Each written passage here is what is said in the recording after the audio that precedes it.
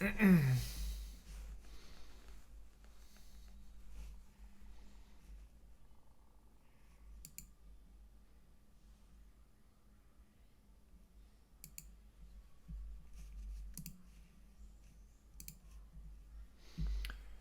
pre-notification gang. Coming along great, Rip.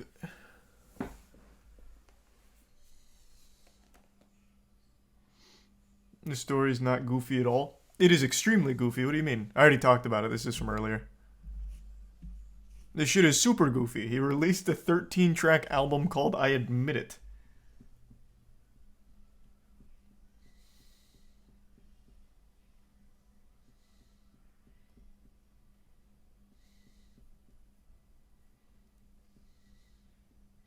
We doing Choo Choo Charles before the games? No. I think the games start in an hour. So no point in playing for just an hour.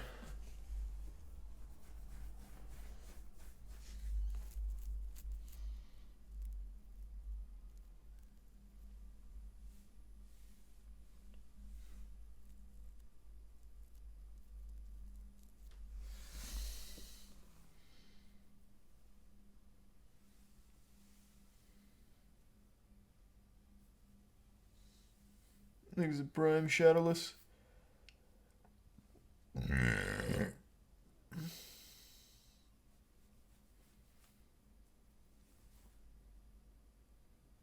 And the resub siren. Oh.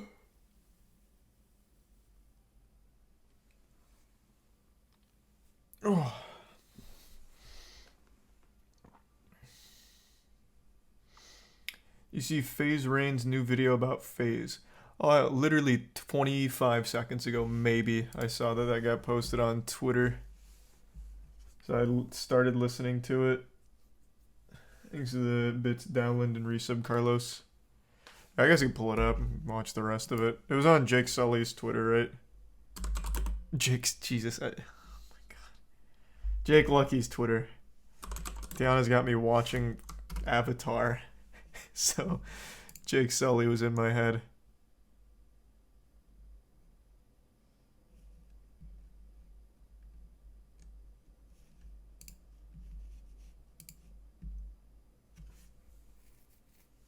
There's a tier 1 crispy.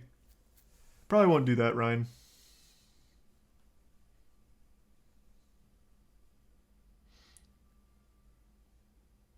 See, the soccer journalist in Qatar that died, his brother thinks it's foul play. Man, that's great. I actually, right before started streaming, I saw a big post about that. I didn't look into it, though. Thanks for resub tomorrow.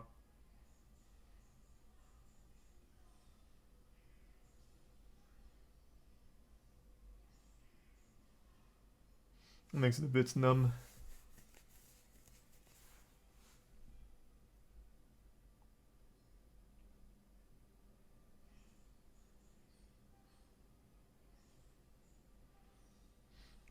And the bits employed Matt and resub Sack and Drew. I'm looking forward to the Guardians movie. Guardians of the Galaxy 3. I'm sure it'll be fine, yeah. Thanks for resub Iron.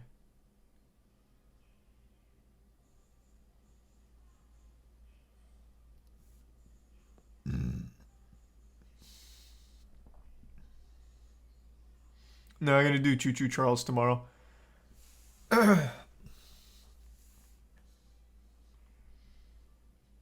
Thanks to Prime Yacht. And bits same.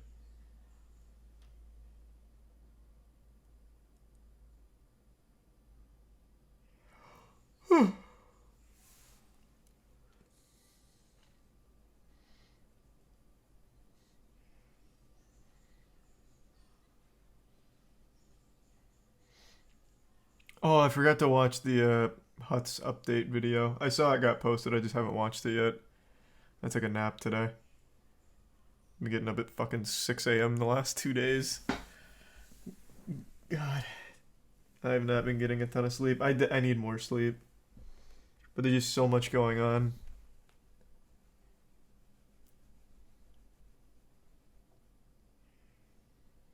No, I haven't watched Wednesday. It's the Prime Kinji. And Bit Spectre.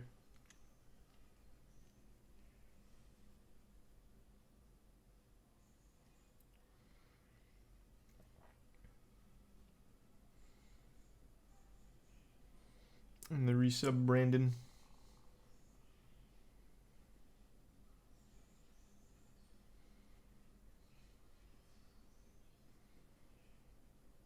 And the resub Kev. Oh. And resub Domo. Yeah, I'm subbed to Markiplier's OnlyFans. I'll review his content once there's a lot there. Give a professional perspective. There's a resub Cooch and Hard Dick.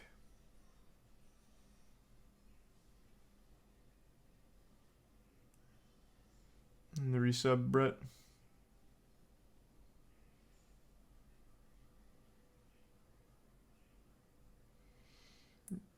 The Chiking sandwich wasn't available at any of the Burger Kings near me, Drew. That's why we didn't do the Chiking. There's a resub Josh, Brett, and the Prime Corbo.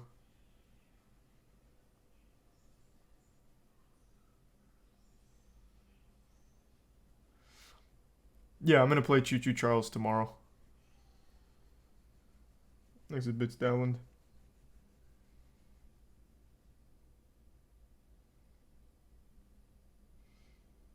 Pretty much nothing, Mott. Thanks for the bits employed. Not the one you just sent employed, but I have watched like 2. What happened with Faze? Oh, I don't really know. I just saw a little bit of this. So I was going to check it out to see what the situation is.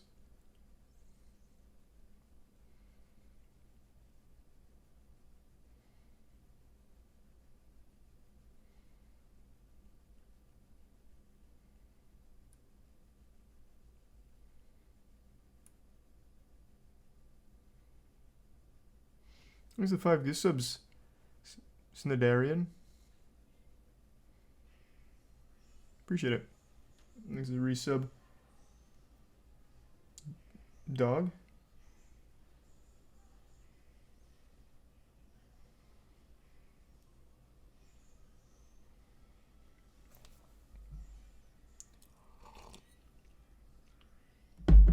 Any updates about Ye? I've heard that he canceled all of his appearances. That's the latest update there.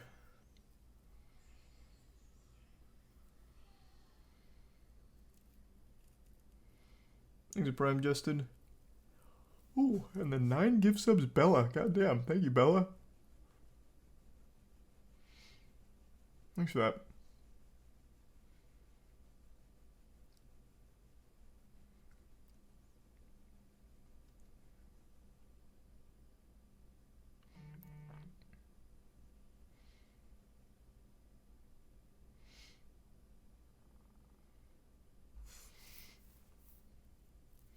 Yeah, we're going to be getting pretty goofy tonight.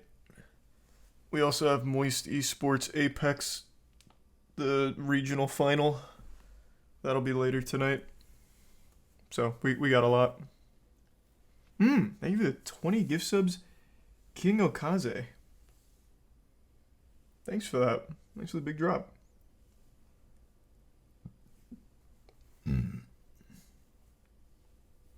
Thank you. And the Prime Jakey. And the resub Ali.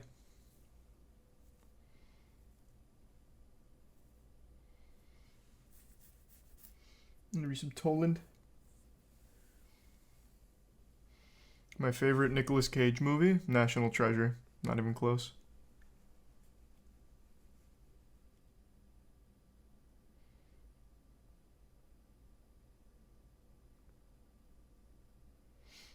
And the resub Jacko, gift sub Dala, and the Prime Hunter.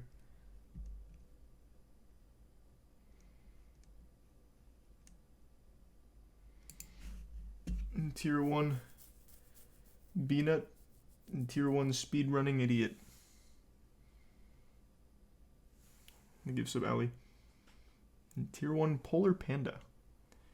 Yep, I saw all of the Game Awards announcements. I watched the whole thing. They had some great stuff. In fact, the vast majority of those announcements were really hype.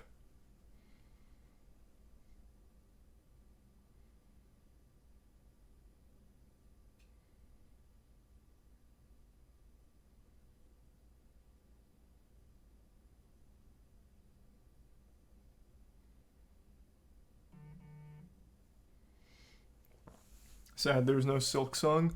Yeah, I'm a little surprised they didn't give any new Hollow Knight information.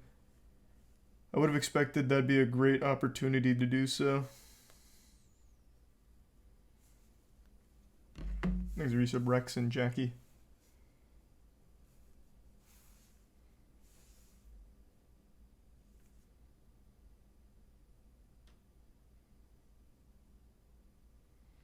Thoughts on the Ghost Rider movies? I liked them when I was a kid. I'd probably hate them now, though.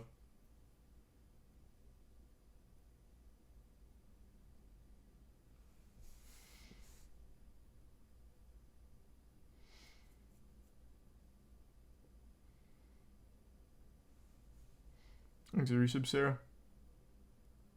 It's been about 4 years since the Silk Song announcement. Well, they also made the Xbox Games announcement where they said that within 12 months the game will be out. Thanks, Resub, Odin. So they still got some time.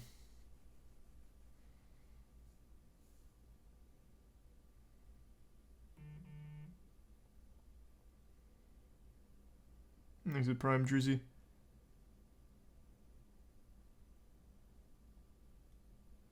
Yeah, I don't really know what the drama is here with Faze, so I was gonna see what that's about. There's the Resub Lightyear.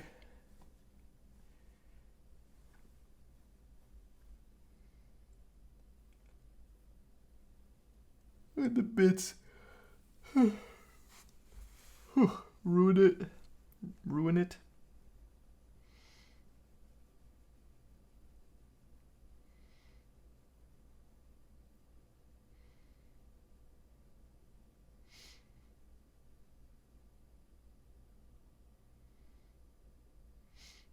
These bits true. Yep. Probably it's usually like every 2 weeks, so it should be like next week, I think.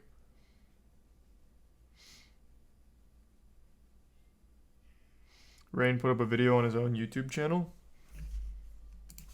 today.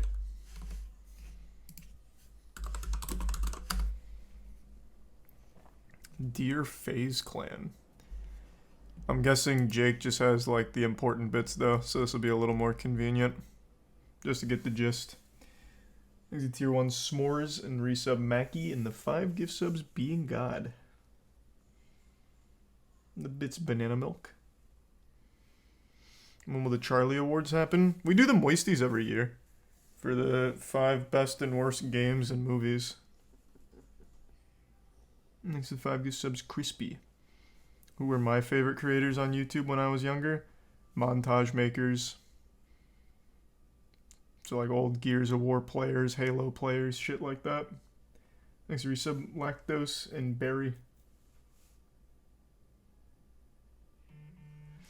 That's an era that's long behind us.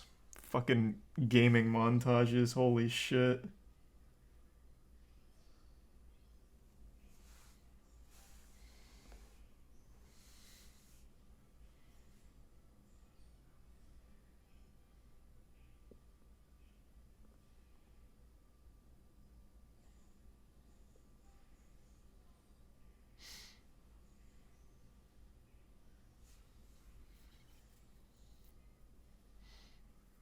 TikTok edits are the new montage. I guess kinda. I do see those pop up on Twitter every now and again. The saddest shit ever, by the way. It'll just be like people replying to completely irrelevant tweets to what their to what their content is, and they'll just be like, "Yeah, I agree, but can you check out this collateral?" And then he drops like a short TikTok of a cool clippy hit in Call of Duty, and it has like 1 like with their blue check mark because he pays $8 a month to try and get priority to promote the clips. The clip has like 20 views maybe, and it's set to some dog shit song. Oh, it's so sad. It's so sad. It's on like everything too. I always see at least 1 or 2 of those per big tweet.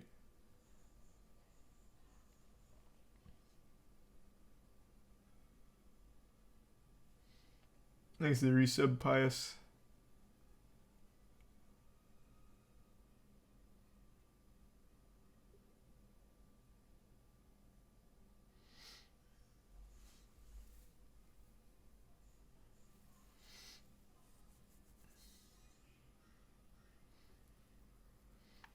Yeah, of course I'm gonna play Choo Choo Charles tomorrow. Just not tonight. Tonight I've just got plans. So no room for Choo Choo Charles tonight. Is that Nightmare Before Christmas? Tiana's playing Kingdom Hearts 2. Yep. I have not seen this yet. I wanted to watch this tonight. This one I was saving to watch with stream. So I caught up on the entire Coffeezilla SBF saga, like when he's been directly communicating. And I know he recently went on Lex Friedman's show. Like, Coffeezilla's on the come up, and I'm so fucking happy for him. And I'm really excited to see this one.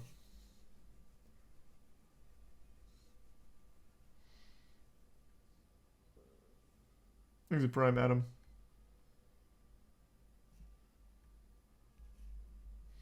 Now let's see what this Faze situation is. For detail, I know a lot of people are saying you're milking this, just tell us already. This is a decade-long problem, man, with a lot of legal shit around it. So now it's turned into multiple problems. It's not just the initial problem I had in the beginning, it's a lot deeper than that. And yes, I'm gonna say this now because they're probably gonna try to say, well, he's only doing this because we owe him money and he's mad. They do owe me money, yes, and they haven't taken care of me, yes, and the money that I bought the Counter-Strike team for, it took them 6 months to pay me back, yes, I never got $1 or a brand deal, yes, that's all true. They're gonna say that. And that was a lot. But I obviously held that in for years. I held that frustration in for years, and it was never the reason that I was going to do this or speak publicly. Because if they just owed me money, I would have handled it a different way. This is a lot deeper than that, and a lot of my brothers don't see the actual issue here. They are being taken advantage of. I have to be careful with what I say. For detail, I know a lot of people are... So is the whole thing... Wait, is the drama he thinks FaZe Clan's taking advantage of its creators? Because, yeah...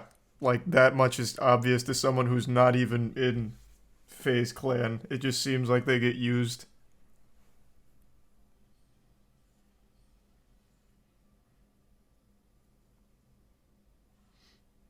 Hey, what's up, Sweat? I've seen you've been enjoying the new season of Destiny. Thanks to Tier 1 Simp and the resub Pure Win, King, and You Synced.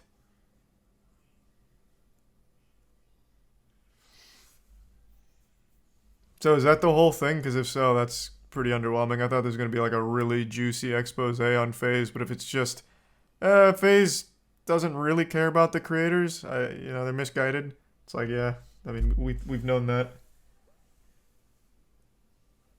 There have been many examples of them not being in the right mentality for their creators. Is your sub Slap Chop and the Prime JMR? In Binab. Alright, I'll care about the second part. How it just opened up so many doors for a lot of people for different things. I think it's beautiful, and I want it to always mean that. I don't want these people to come in and ruin the brand that I sacrificed my childhood for. I don't want people to come in and just milk it and do collab after collab that do bad, by the way, but it's just like they think the logo has a fan base. Like the logo is a person. Everyone's like, oh my god, I can't wait to see the logo. True. No, the logo represents a collection of people that make people feel a certain way. That's what the logo was. Like, they don't get this shit. They're not from our world. They don't consume our content. They don't feel the same way we feel. They don't really care about our fans. They're numbers to them. I've met... How many fucking fans have I met? I don't even fucking know. Since I was 15 years old, I met my first fan. I meet them all the time. I love you guys. If you guys are in person, any person that's ever met me in real life, tell them how I've treated you. For real. I love. So you're just tired of like the out of touch suits at FaZe? Being the creators or the fans, right? They end up being consumers and they end up supporting FaZe and all these brands, but they don't even know who they're supporting at this point. Like people support it thinking that you're helping out your creator, but you're not. You know, you think like even when you guys buy like the Batman comic, you think I'm getting $1 from that even my face is on that? No, it's like. I feel like most people know that though, right? Well, I mean, I guess FaZe Clan's in a different situation where a lot of the fans are super young. But yeah, I mean, when you're buying the comic book that has, Banks on it, Jev, whoever was in the Batman Cross FaZe comic book, those creators aren't seeing shit from that. That just goes right to the company. It's just a corporate thing. They don't see shit. They just use their likeness. It's part of their contract. This isn't really like eye-opening stuff. Do I agree with it? No. Like, I think that's scummy. I completely agree, but that's how, like, almost every esports org is. Ours isn't, before anyone asks. They can do whatever brand deals they want. We don't force them to do that shit, and they keep 100% of it. That's entirely whatever they want to do. But that's not the norm in the industry. Thanks, the resub Chief and the tier 1 Nate. And the resub Simon, Infamous, and Danny Phantom. Have you been enjoying Divine Knockout, Dankin? I've seen a lot of people really liking it. I haven't tried it yet.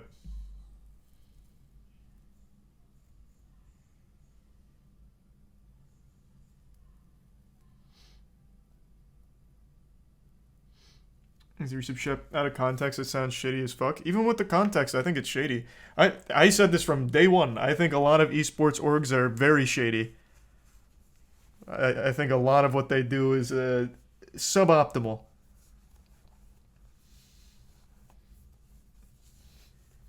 Just because it's the norm doesn't mean it's like cool or good. Thanks to the resub Shep and Peak. How does Moist Esports make money then? For the millionth time, it doesn't. Eventually it will, though. Through merch or, like, in-game items like Rocket League skin and shit. But we're not there yet. But eventually.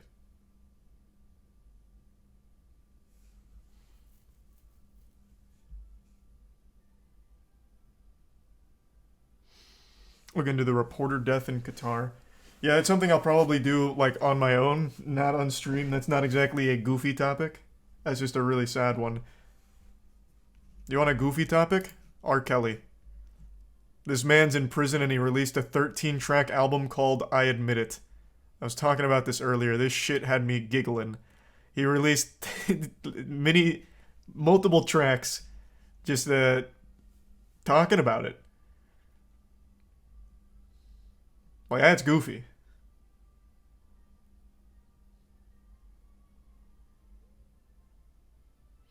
We listening to it? Nah, I can't listen to it, unfortunately. Even though he's in jail, he'll probably still find a way to DMCA strike. I don't even know what label released this for him. Who's like, yeah, well... But yeah, this shit is so silly. Part 2 appears to address the allegations against him. The rapper says, I admit I fuck with all the ladies. That's both older and younger ladies. But tell me how they call it pedophile because that shit is crazy. You may have your opinions, entitled to your opinions, but really am I supposed to go to jail and lose my career because of your opinions? From the guy who is serving a very hefty sentence for many sex crimes over many years, and some against minors. Not really like an opinion thing.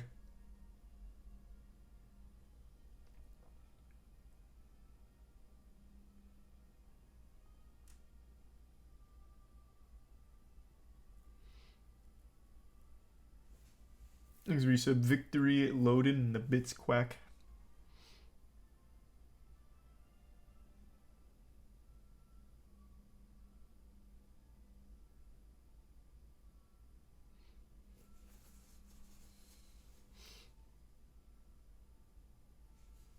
No way he really did this. No, I didn't believe it at first either, but it's true. He actually released this. I don't know where though. Like I said, I don't know what self-respecting label would have released this. Like he did the O.J. Simpson play here with the if I killed her, here's how I would have done it. His is just I admit it. I don't know where it dropped, but it is out there. I've seen a couple clips on Twitter from people listening to it.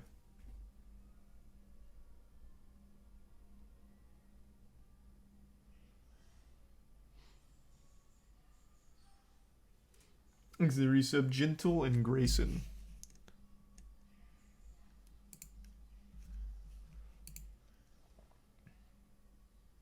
It says some of the songs were initially uploaded in 2018 as one 19-minute track. Yeah. I saw that too. I don't exactly know what that means here though, because it's a 13-track album. So one 19-minute track divided into 13 doesn't make any sense. So I was assuming this was just some of the album. Reusing some of that.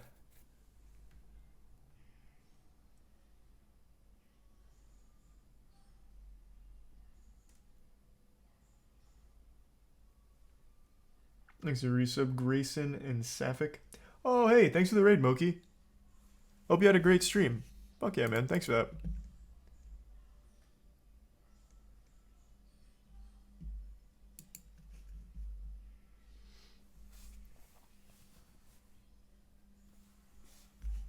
Thank you, Moki.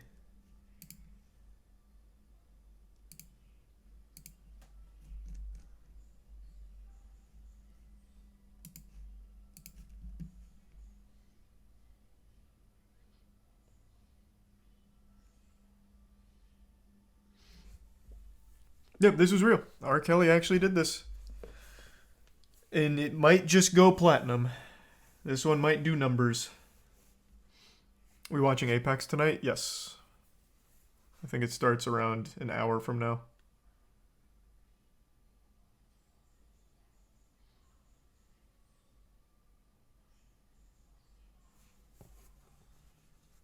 They pulled it down immediately. Ridiculous.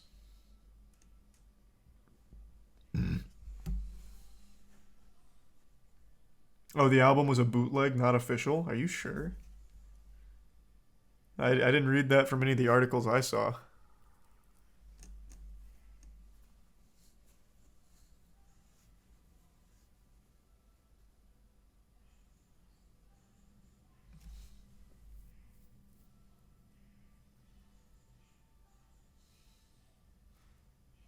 R. Kelly says he has nothing to do with the release, according to TMZ. Can you just talk to prisoners like whenever you want? Like you just call up the the prison. You're like, hey, can you put R. Kelly on the line real quick? I got a question for him. Well, they just like go get him.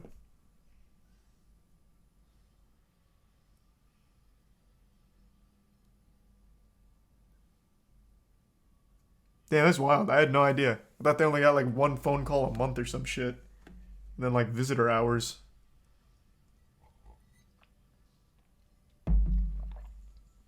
The tier 1 Aiden, the resub late to school and kill command. On RuneScape, Turbo Wet. That's my name on RuneScape.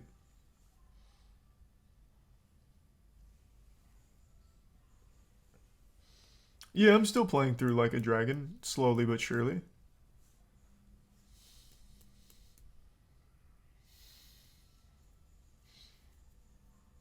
Thanks to resub Marlocks.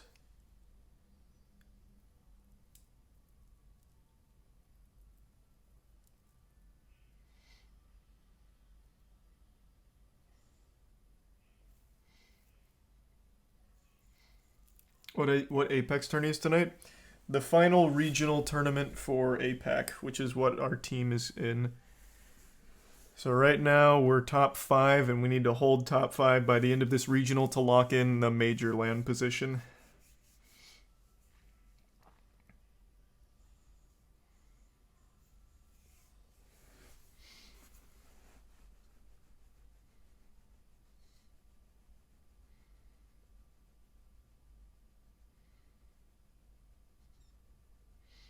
Will I be reattempting Hello Neighbor speedruns anytime soon? Maybe. I really like the speedrun, but the crashing is unplayable. Thanks for resub, Samboni. We play again tomorrow, Samboni. Do or die.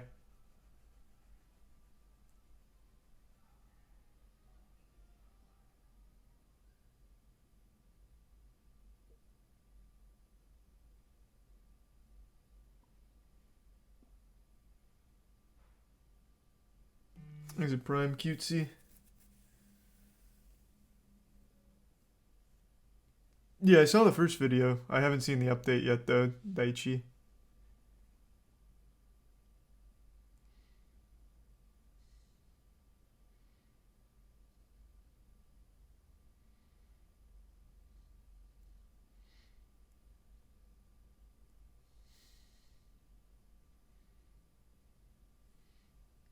No, I don't know what you're talking about with that virus.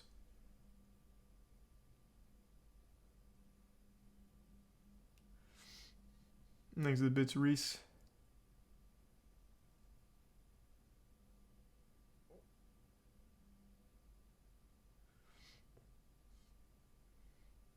Do you think Panda Cup will ever happen? I'm pretty doubtful, but I guess we'll see. It all depends on who takes over the leadership position at Panda. Thanks for resub, Kin. Yeah, I plan on that, watching it, Daichi.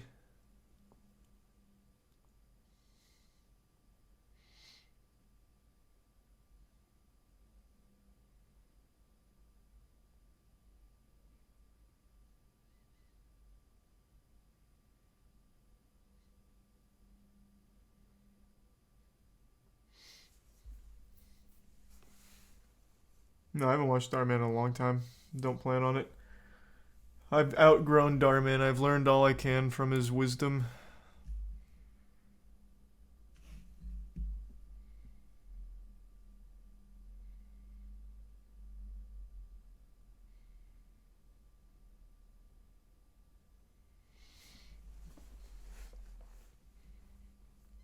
You hear about the IGN firings? Yep.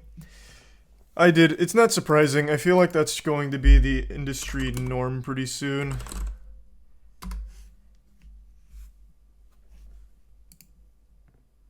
Like, the industry is just bloated. Where's all the articles that were talking about how many people were laid off? Oh, there we go. Yeah. Thanks a Prime Ghostly in the resub, Charles. Massive corporate layoffs across many industries. This isn't isolated. Super true. But I think the games journalism industry is very bloated, so I think it's going to be hitting hard. Thanks a Prime AC.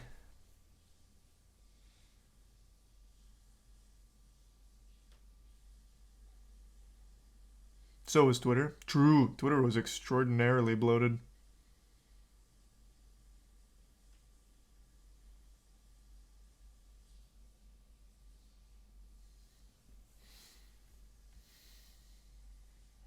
Thanks, resub Playtendo.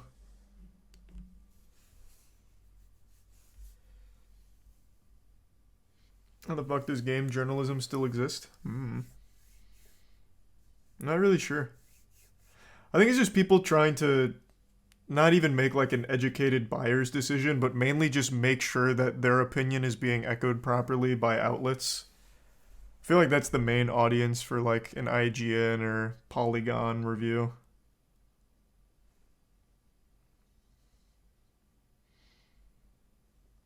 Exit Prime.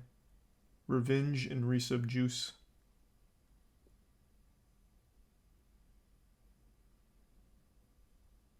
The lead designer of Sekiro is directing Armored Core 6. That's exciting. I like your moist meters, though. Thanks, man. I don't really consider that games journalism, though. That's just, hey, I played this game. Here's what I thought.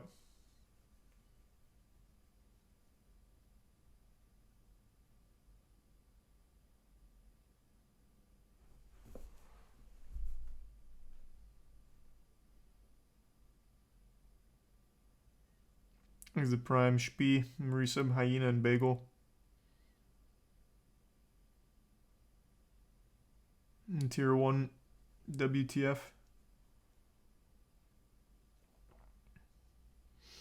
Gunner uploaded a new video about I'm Schmacked.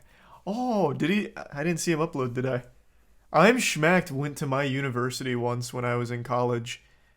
Actually, I think twice, or they might have got canceled the second time. I don't remember.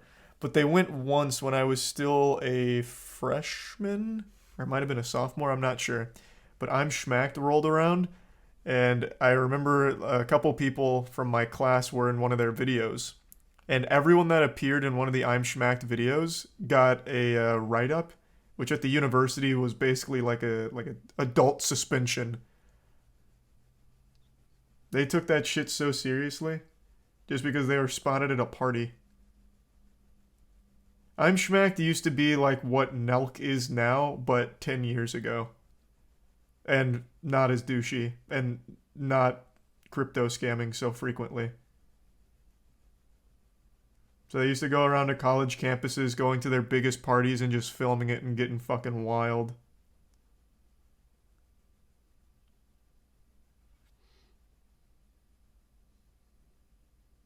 Why was it bad? I don't know. I guess the university really didn't like that look. They didn't like that the kids were partying on video. I don't know. I don't really get it. Voice crack. I don't really get it.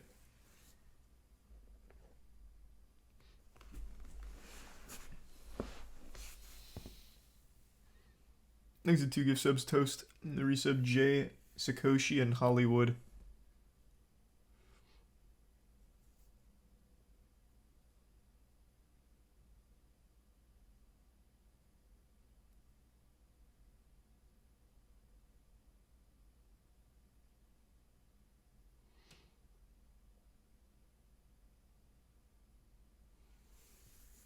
I'm gonna moist meter JoJo's part 6. I might. I haven't decided.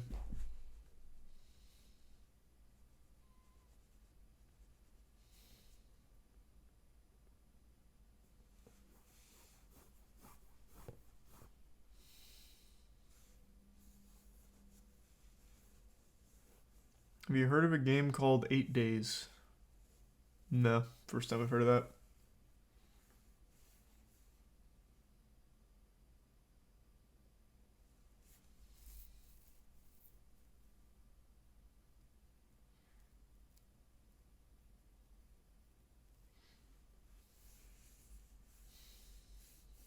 Yeah, I'll moist meter the new Bleach season when it's done. Yes, I'm playing Choo Choo Charles tomorrow. Not today. I've got plans for tonight.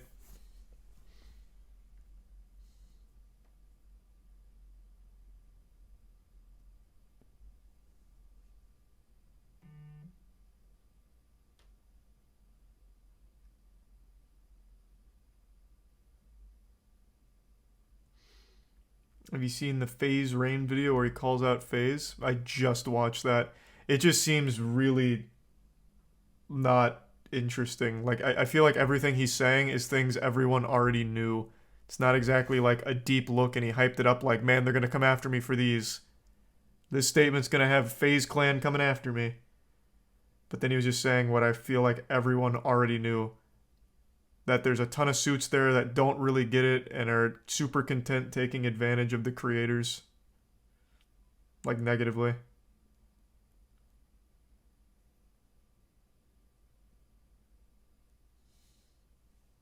Like the resub pup in Psycho.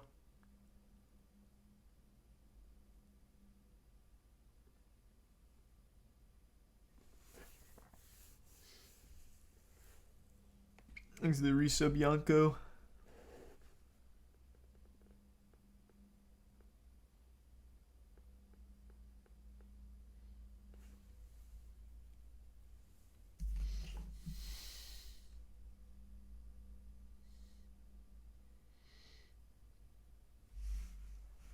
Have you yeah, I already talked about the guitar thing. That's something I'm going to look into later.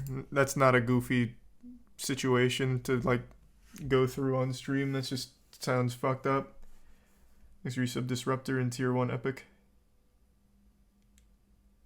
Yep, I'm caught up on Chainsaw Man. It's very good.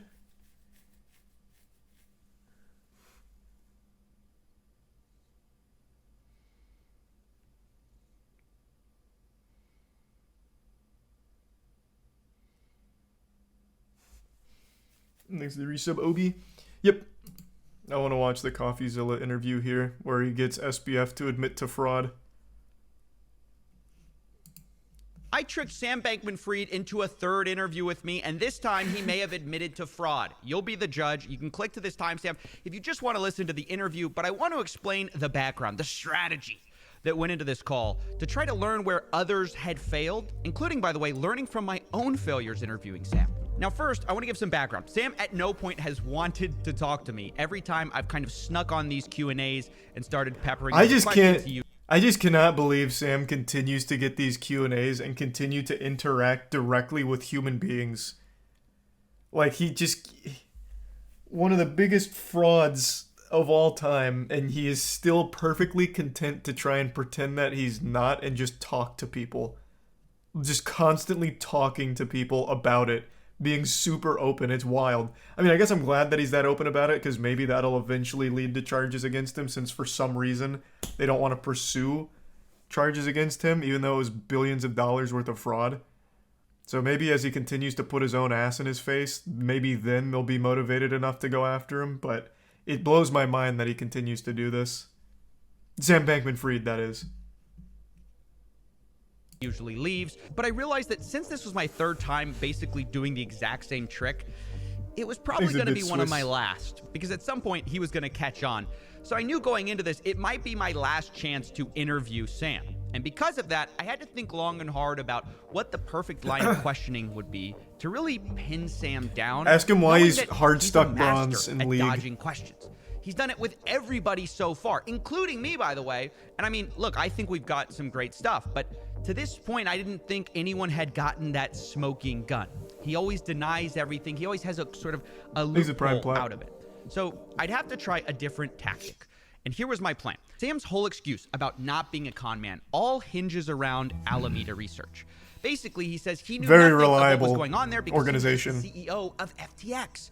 And while that's nearly impossible to believe that he's this stupid or incompetent, it's really hard to prove 100%. So I realized if we were going to do this, I'd have to remove Alameda from my case, right? I needed to show that Sam had knowingly defrauded people without invoking Alameda at any point. And here was my plan to do it. I was going to spend the entire time laser focused on the FTX terms of service.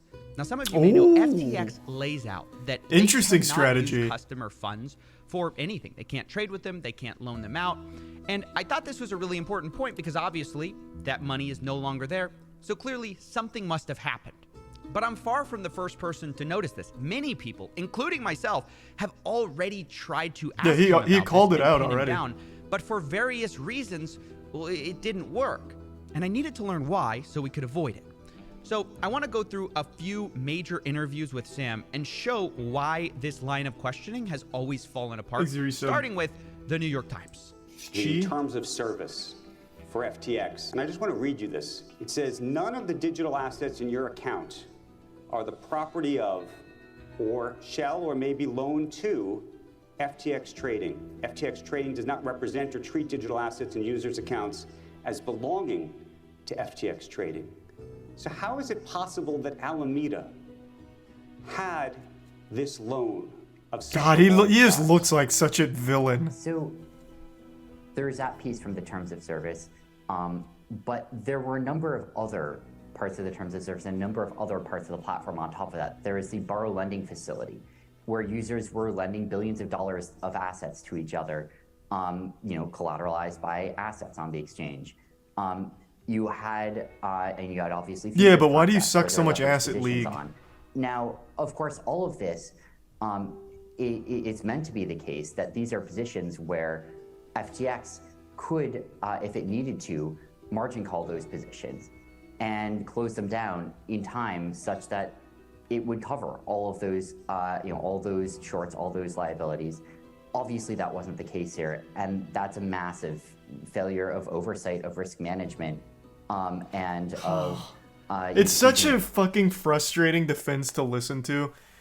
So instead of admitting to fraud, because obviously he's not dumb enough to just blatantly admit to fraud, until now, I guess, with the Coffeezilla interview, instead of admitting to anything, he blames it all on, I'm just a fucking imbecile. Like I am actually the dumbest man of all time. This was a failure on every level because I'm so fucking stupid. How quirky with my dumb, smooth brain. Haha, how dumb. I'm just so dumb. I can't believe we did this. We were so stupid and short-sighted to do this. His defense is, I am just a fucking moron. That is his whole defense. I'm not a criminal. I'm not a fraud. I'm just the dumbest man on this entire planet. It's so frustrating. It's so frustrating. There's some meatloaf, beak, and bats. Responsibility from myself running FTX. Because he is stupid. Like, don't get me wrong. I'm not gonna call this man smart. He is like observably dumb. But he is also a con man. He is a fraud. He knowingly committed crimes. Like, that's not some accidental thing that was a byproduct of being a fucking actual buffoon. It's because he is a con man criminal. But just make this very straight. Was there commingling of funds? That's what it appears like. It appears like there's been a genuine commingling of the funds that are of FTX customers that were not supposed to be commingled with your separate firm. I ain't knowingly commingle funds. Okay, Sorkin tried and failed here to pin him down on the terms of service. Why? Well, because Sam escapes in this talk about a different part of the terms of service, which related to margin trading, where you take out some kind of a loan. And in a way, it was a complete deflection. Tier 1 musket, it doesn't matter that there's a separate margin trading terms of service because the people who weren't margin trading still should have had their funds kept safe. But it sort of threw Sorkin off track. And so now we're going to move to the Stephanopoulos interview, which was a bit better because Sam's going to try the margin trading story. But watch Stephanopoulos. He does a better job at honing in on the question. But as you know, Tier the 1 FTX fire. terms of service tell the people who signed up, none of the digital assets in your account are the property of Here's or some shall icing. be or may be loaned to FTX trading. Oh, I got You it were wrong saying again. that happened. My understanding is a few things happen.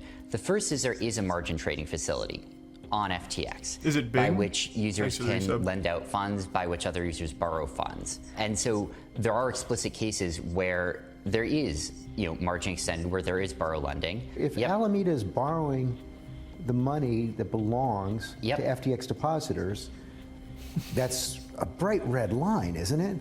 There are a lot of cases where that's actually explicitly part of the programs and that are But happening. not and people here. are Here it already- says that the digital assets may not be loaned to FTX trading. They can't be loaned out. Jesus. Just listening to the way he conducts himself, holy fuck, it is so grating. There is no man that is more, annoying than Sam Bankman-Fried. Oh my lord. And this is nothing compared to that video they made about him calling him the world's most generous billionaire. He repeats it to himself like he's a child in class trying to struggle to read something out loud. Ugh. Oh, did I write that? No, that couldn't have been there. You can't loan to FTX. No. Oh, it was just another failure. Man, we're so goofy. We're so stupid. I can't believe we did. We wrote that? Oh my god. Well, it wasn't on purpose. We're just dumb. You can't throw me in jail for being dumb.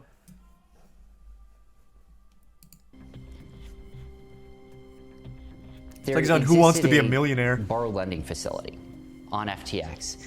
And I think that's probably covered, I don't remember exactly where, but somewhere else in the terms of service. But they'd have to approve of that. They're saying they didn't approve of it here. They're saying you approved of it. Now, this is great stuff from Stephanopoulos. He refocused the question, but Sam's about to weasel out with a new trick. Go ahead and watch. If Crying. you rewind He cries. to the beginning of Imagine. FTX, where some customers were I think in line with sort of existing relationships that they've had, at least in some cases, wiring money straight to Alameda Research in order to trade on FTX. So you do know, and you did know, that FTX deposits were being funneled to Alameda. So I was vaguely aware that that was how some wires were being sent in the first place. Didn't that set off alarm bells in your head? Oh, don't give him a way out. This is throwing him a softball at the end. He was doing a great job, but yeah, I definitely see how SBF gets his way out of this one. He squeaks it out, little stinker. I was too busy playing League of Legends, and I was only vaguely aware of crimes or something related to illegal activity or the violation of our own terms. You know how much I play League, right? Because I am Bronze 3, and I just must have been so distracted or on tilt that day. Oh my god. I should have paid more attention. I'm so silly. I can't believe I've done this. So there are a lot of people who are involved in that process. And look, I really deeply wish that I had taken a lot more responsibility for understanding what the details were of what was going on there. This is how he Jesus. slips out again. Yep. He tried the margin trading explanation. It didn't work. So he pivots to, okay, well, there's this weird backstory where FTX used to take wires from Alameda. And maybe that's where we lost the money, right? It's another smokescreen, but unfortunately, it kind of hamstrung the conversation. And if I was going to succeed, I'd have to beat that explanation. And in the first Thanks, couple Reese. interviews I Iron did with and Sam, I Jamsey. tried to go with this insider angle, where insiders I had talked to had told me something very different, but it didn't work. Go ahead and watch. There's sort of all this talk about the terms of service. Did you break terms of service? Did you not? You're basically claiming that there was this separate side of your terms of service. But I talked to somebody from Alameda and asked how big the position of or how many people had assets in the type of accounts that terms of service would apply to versus the regular terms of service, which said you couldn't use their money. And they said it was about $1 billion that was in the margin trading or the margin side of things where you could reuse their funds or whatever. And there was the rest of it was not there. So it seems like you're putting all your eggs behind this one excuse about, there was this separate side of the terms of service. How do you address everyone else? So I don't have all the data in front of me. My memory is that it was substantially more than $1 billion. I can't verify that. On top of that, there were other effects as well. Some of those were early wire transfers sent directly to Alameda. Yeah, I kind of got stuck where Stephanopoulos roughly got stuck. I should have known that he was just going to refuse the evidence of insiders and just say, well, I disagree, and go back to his Alameda wire explanation. And I tried following it up. To be fair, though, I think Coffeezilla's angle there was a smart one to play, but you're going up against a guy who's trying to be like I don't know, still trying to maintain that altruism almost, where he's like, I'm so open and honest, like everything collapsed, everything failed, but it's because of some shortcomings that I did out of, a misunderstanding and a couple of mistakes along the way. I'm still young, I'm still learning, still time to grow, and then busting out an interpretive dance apology. So it's just like a really hard position to argue against. Thanks to the Prime Fire and the resub Noto and 40AF.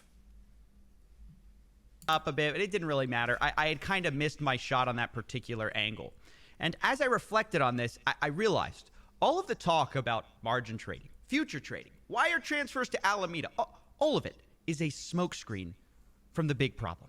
The big problem is that some percentage of FTX's customer base never sent a wire to Alameda. They never signed up to margin trading. They never did spot margin.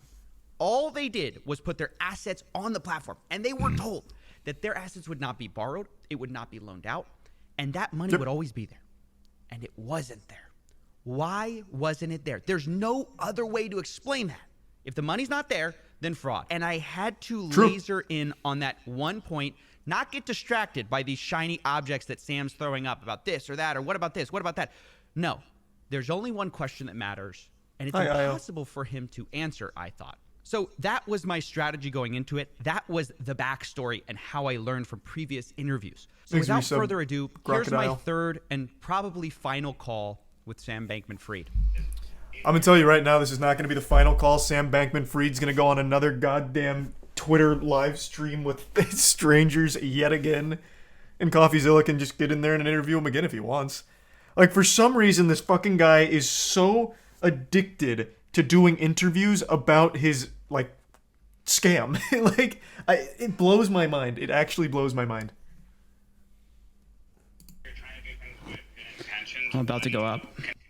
Okay, Coffee, you're up. Hey, Sam, it's me again. I just wanted to ask real quick about the terms of service question, which Rec brought up a little bit. I want to expound on it. Can you just tell us, yes or no, were you treating client assets just on the regular digital asset side different from the margin trading side? I do think we were treating them differently.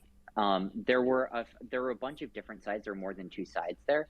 But I do think that we Please give some Revolucio and give some Wafflix. That we were cognizant of the fact that there were differences between uses for margin versus staking versus spot versus futures collateral versus other things.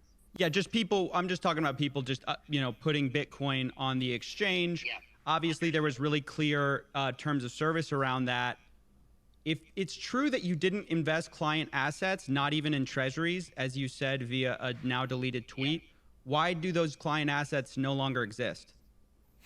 So repeat the question. I'm in a mid lane battle right now. Through some of this. Here's my best guess, and I wish I could give you a more confident answer, but I don't have the data. But my best guess is basically it's a combination of the following. One piece is the transfer sent directly to Alameda Research from customers. One piece, and that I think is a fairly substantial piece. One piece is. Wait, can you explain what that piece means? So people were sending money to Alameda instead of they were getting credited on FTX, and Alameda just ended up using those funds, and they were never held separately per the terms of service. Well, there was a separate legal agreement with that. I don't know the details of it. I don't have it in front of me, but God, it's every question you ask him. It's like, well, I'm actually really not sure what you're talking about, but if I had to guess, as if you didn't own the company, you didn't make the company. It's like asking your dad, who only read the headlines about FTX, these questions. That's his responses. I don't actually know where this could have gone. If I had to, spitball and, give you a ballpark, it probably went into Kmart stock. Like, Jesus Christ.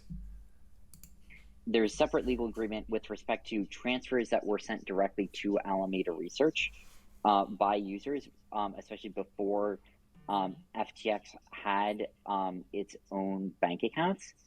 And so I do think that is part of what happened there, likely. Let's focus on only client assets that happened after FTX got a bank. Y'all said digital assets are treated a very specific way. Why were those digital assets not treated that way? So of the remaining piece, and there's a few I can other feel him pieces as sweating. well, around features and other things. I understand that's not what you're talking about. For the ones that you are talking about, right? For the ones that were left, and I'm just taking a stab at this because I don't have the data. My best guess is the following: is that there were a lot of those assets remaining. We processed something like $5 or $6 billion, I think, of withdrawals over the few days prior to, or I guess the few days during the crash, and there are still a few $1 billion of those remaining, I think, in the estate. And so you put those together, you have many billions of dollars of those assets. But I think, and so that's part of the answer, is that you're getting so lost in the sauce. This is such a blatant, placate attempt here to get off of this. Probably still have there, which is, well, how about people who didn't withdraw and were also in that bucket? And part of the answer is, well, there still do exist some number of billions of dollars of assets, of hard assets in the estate. No, is there one-to-one assets? Because that's the whole thing. We're talking about a separation of funds. So those funds should be in a different place, in a different wallet than everybody else. What you talked about, servicing billions of dollars of withdrawals, has nothing to do with those specific digital assets, because that's just first come, first serve, whoever pulled out first. We're talking about people who never agreed to have their funds loaned out, who never agreed to have their funds put on margin. They should have, according to your terms of service, one-to-one backing. It should all still be in some bucket somewhere. And are you confident today, as the CEO of FTX, this has nothing to do with Alameda, are you confident today to say that those are absolutely real and they exist and they're present, people are backed one-to-one on client digital assets? His response is going to be, well, what terms of service? I don't really know what that means, but if I had to wager a foggy stab in the dark, for those that don't understand the line of questioning Coffeezilla is going for, he's focusing in on like a really core component to this, where there's people like, back to this, like your dad heard about FTX. He saw that Super Bowl commercial with Larry David. He's like, yeah, I think I'm out. Don't be like Larry. Put your money in FTX. It's a great, safe, wonderful thing. So he just puts his money in there. He doesn't agree to do any like margins. He doesn't agree to anything else. He just wants his money in there. And according to FTX, that money would always be there, one-to-one. It wouldn't go to anywhere else. It wouldn't go to Alameda. It wouldn't go anywhere you would have it. It would just be there. But that's not the case, clearly. That ended up not being the case. They know, it appears, all of that is gone. So I think, and again, I'm just taking a stab here, but I think almost verbatim what I just said, he would say, is that if you look at especially a lot of the withdrawals that happened, those withdrawals were not necessarily only coming from people who never used margin trading or futures or staking or anything else. Those weren't just withdrawals from people who were keeping one-to-one backed. Or we're sort of just keeping them as pure spot balances, and it was omnibus wallets between the various categories, and so I think that the answer to your question is that a number of those assets were withdrawn by people who had balances on the exchange, potentially in the few days prior to the collapse, and if you wanted to think about it this way, it could be that that happened, and then when the collapse sort of completed,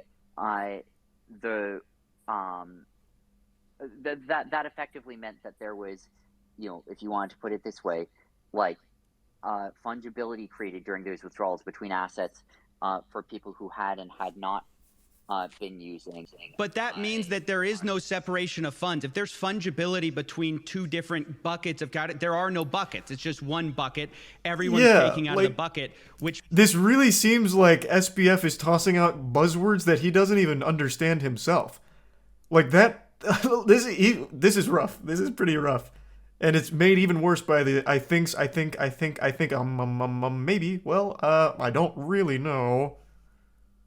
Which means substantially anyone who had your terms of service with digital assets wasn't actually subject to that terms of service. They were subject to the same terms of service of your margin trading, right? Which is your more risky product. So you subjected everyone to the higher risk product because fundamentally, when it came down to it, you're saying there's fungibility. It's $1 here, $1 there. Everyone can take out $1 as fast as they want.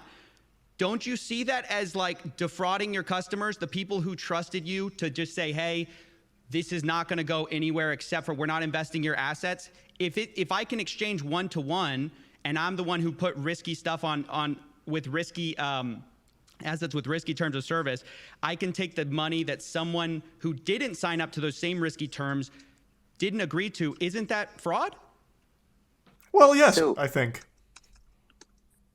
I'm specifically talking about what happened in the days immediately during and following the crash, in that 3 or so day period, and during that period, I think we may have allowed just generalized withdrawals. I think that was if you're saying, do you not realize what you're saying right now? Withdrawals for everyone who had an open futures position, for clawback potential or something like that. I don't know. Maybe that would have been the right thing to do. I hear where you're coming from on that. I felt, at the time, that, we wanted to treat customers equally. It was an incredible... But they had agreed to different things, so you can't treat them equally. Yeah, that's like he's trying... Oh my God, he's trying to take this angle like everyone's equal here. But like you have different areas of investment, like the risky assets. I put in for these terms, it's risky, I get that. I accept that risk. But then you have the people, like Coffeezilla is focusing on, I don't want to do the risky shit, I just want this one-to-one, I want it to sit there, I just want it to be one-to-one, nothing else. And SBF is just admitting, well, actually, everyone played by the same rules.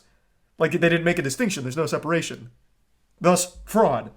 Fucking fraud. It's just that simple. It's like, this is the whole problem of the story of FTX and Alameda, is all the funds were being commingled. Isn't this just another story of commingling funds, except this is now FTX, which you can't pass the blame to Alameda anymore. This is your company, your funds, that you are treating all the clients the same when they clearly signed up to different terms of service. So I just want to respond to that. And please, I completely respect your question, but you have monopolized all of these discussions, Coffeezilla. You need to let others speak, and you need to respond to what I'm saying and not grandstand as much here. I completely understand where you're coming from. But to answer your question, I didn't make a decision there. We processed withdrawals as we normally do until it became clear we couldn't anymore, at which point we shut them off. And it was the case that, at that point, there was a big liquidity hole.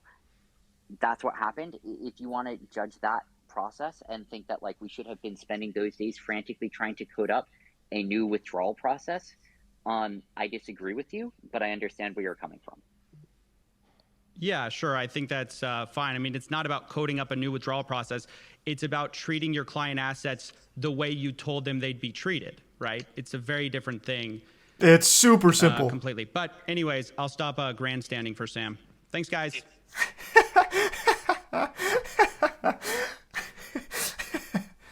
Oh my gosh. I legitimately, truly believe SBF doesn't even realize what kind of conversation he just had. I actually think he has no clue what he was even talking about, or the ramifications of what he was saying. I am truly convinced he actually just doesn't know. Woo! Oh my gosh. Wow. We got the call out. We got the shout out. All right, you can probably tell I was pretty excited about that because I finally got what I was looking for. A straight answer on the problem of funds. With right? 1,000 Sam ums explicitly surrounding says it. that FTX was not separating funds. They were allowing generalized withdrawals. The dollars were fungible from different buckets. You can't do that. We finally dodged all the BS about margin trading, about Alameda wires. We finally got to the heart of it, which is that there are no funds left over for the people who just should have had their funds separated because they never separated them from the beginning. They were always seemingly commingled. And although Sam wouldn't necessarily agree that they were always commingled, the proof is in the pudding.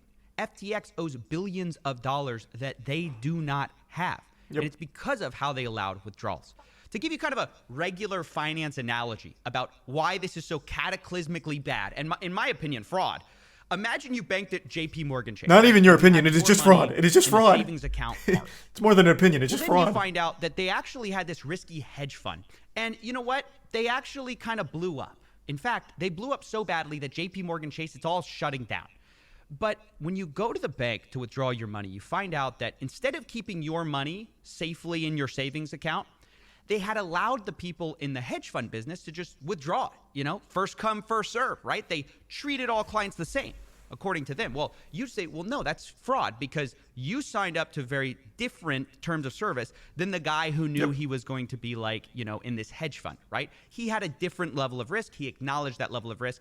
And if you just throw all the money in one pot, the terms of service are meaningless, right? You're exposed to the same level of risk as the guy who took on huge risk. And that's fundamentally what happened at FTX. That's fraud. They told people their money was safe, and ultimately, they just subjected everyone to the same risk as like the day trading degenerate gambler on 100x leverage. And I really found the last thing Sam told me like so telling. To answer your question, I didn't make a decision there. I just processed withdrawals as we normally do. God. That's what happened. If you want to judge that process and think that like we should have been spending those days frantically trying to code up a new withdrawal process, I disagree with you, but I understand where you're coming from. This is so interesting because no, of course I don't think you should be coding up a new withdrawal process while you're going bankrupt. But if throwing all your client funds in a pool and letting the first come first serve get the money, that's the wrong process to begin with. Your process was fraudulent from the start. It should have never been your process. Your process should have been what you promised clients, which is, of course, what I told Sam. And although I think Sam's probably guilty of a lot more than we covered here, I really wanted to get to this minimum viable fraud case, and I think we did get it. I mean, there is no sort of wiggling around the fact that he was the CEO of FTX, and all of this stuff that was bad that we proved happened at FTX. You don't have to invoke Alameda to get to this, so you can't say he didn't know because he definitely did know, and he says he knew. So the last thing I'm going to close on, and I thought it was the funniest part, was his little outburst at the end about me monopolizing his. Oh, that was pretty awesome. I just want to respond to that. And please, I completely respect your question, but you have monopolized all of these discussions, Coffeezilla. You need to let others speak, and you need to respond to what I'm saying and not grandstand as much here. And I thought it was notable for two reasons. One, he hasn't lost his cool once in any interview. This is the first time I heard him like really crack. And I thought that was interesting. But I also thought it was interesting because it's just not true. It's totally wrong. I've talked to Sam for, I think, 30 minutes across 3 interviews total, like in total. And for context, he gave the New York Times an hour. He gave George Stephanopoulos 2 hours. I think out of everyone he's talked to, or at least of the major interviews, I've talked to him the least. So if anything, I'm efficient with my time. That's all I'm going to say. And speaking of being efficient with my time, this video is over. Lock this man up, and I'll see you later. Thanks for watching. Fucking amazing job. That's so fucking good. Sam Bankman-Fried, though, is legitimately grating to try and listen to. God, it's so frustrating. Yeah, like he's not even close to getting like arrested, going to trial or anything. For some reason, so many outlets are still sucking his dick. It makes no sense. No sense at all. It is so backwards. So backwards.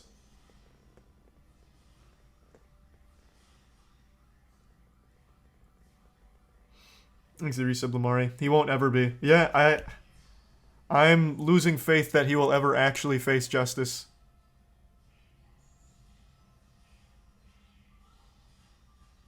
There's the Prime Far. And the resub Fiend. Donated millions to both political parties. He's untouchable. I guess, man. I didn't believe that at first. I didn't think that would give him immunity. But holy shit. It's just such a blatant case of fraud, and everybody knows it. Yet Wall Street Journal is still printing things like, the most generous billionaire was about to save the world. Till his company collapsed unjustly, you swine. The world could have been saved if only we had let Sam Bankman-Fried continue to scam.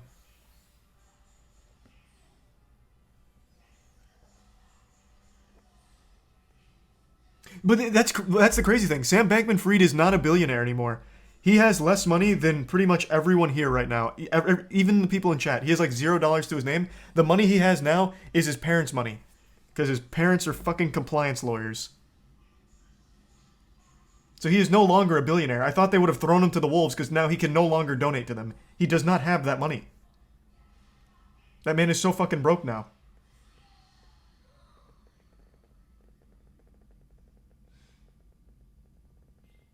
He has like 300 mil in a new shell company.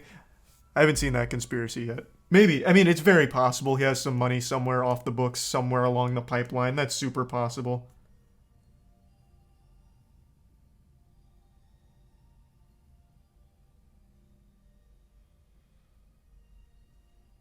Thanks to Resub Golf. It's not a conspiracy? Well, I haven't even heard that. Where's that info at? Last I heard, he said he might have 100K stashed away somewhere. That was the last time I saw that. Or last time I saw any comment on, like, his current wealth. That article was from November 30th, and it's from... Who is this? Interesting Engineering. They were the first one to report this. About having the 100K stashed somewhere. Where can I read about the money that he's stockpiled somewhere? Atrioc made a video on it? Wait, what?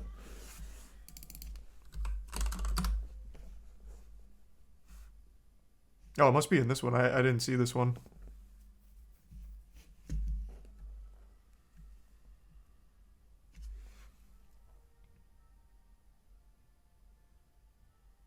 He used a shell company to move 600 mil in Robinhood shares. It's in the Big A video. Oh, fuck me. I had no idea. That's not even being written about. wait. I didn't see anything about that. Not a single article. Hold on. What? Let's see. Robinhood.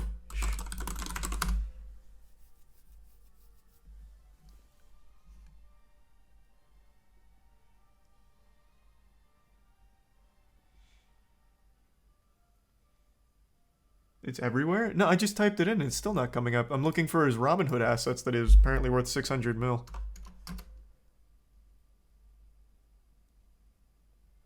The most recent one is from CNBC saying that his Robinhood stake is tied to the FTX bankruptcy, but it doesn't mention anything about any of his shell companies here.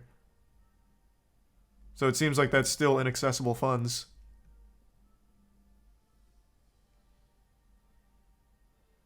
Here's the resub Caesar in action. In Folek. Look into his background. No. I know his parents are compliance lawyers. Like, he was actually just born rich. He had a great spawn. In his own world's most generous billionaire fluff piece, he said, the way I originally made money is I bought Bitcoin on a US exchange for 10K, and I sold it on a Japanese exchange for 11K. So I put $10 million into Bitcoin on American exchange, and then just swapped it in the Japanese exchange. Like, he just had millions upon millions.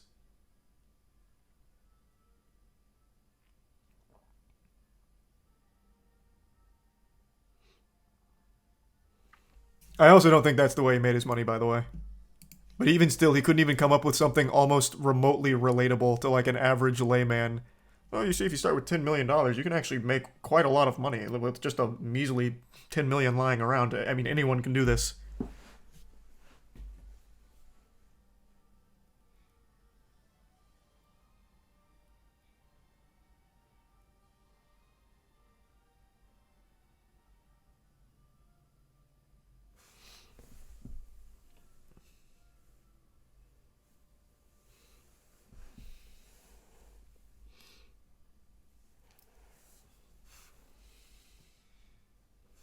So he basically merged at the GE. Well, yeah, I guess kind of. Thanks, Resub Hazard. Resub Valentine.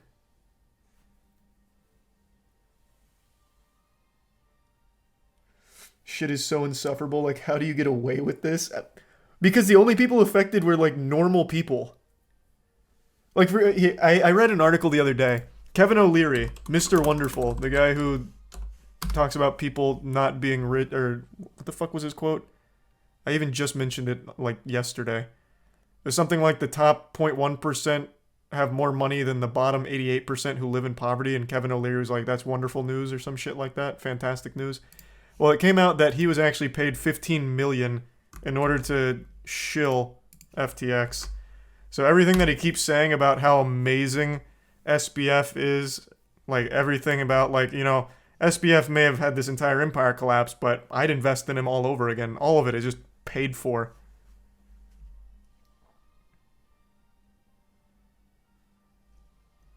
Gave him 15 mil for it.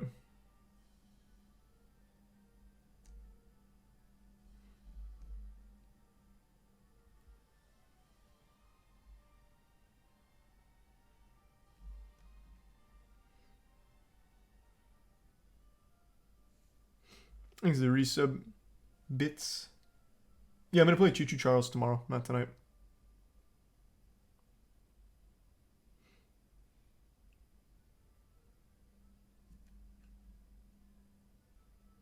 Yeah, because Kevin needs more money. Yeah, but this was 15 mil for doing nothing but posting a couple TikToks being like, Sam Bankman-Fried is one of the smartest men I've ever seen in my life. He'll make you a billionaire if you put your money into FTX. Like, it's just, it's 15 mil for just like a TikTok, basically. So even though Kevin O'Leary's already filthy rich, like, I totally see him taking 15 mil for nothing. Nothing. Haven't heard R. Kelly's new music yet, but I will listen to it at some point.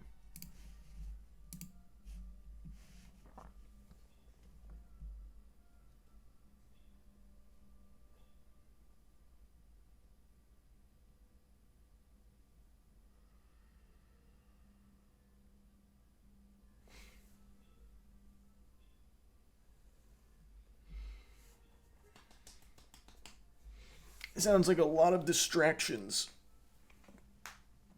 What are you talking about? You talking about FTX? Thanks to give sub zibs.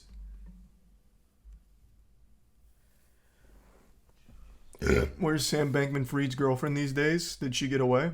Talking about the 28-year-old Harry Potter fan, head of Alameda. Oh my god. Head of Alameda? I don't know.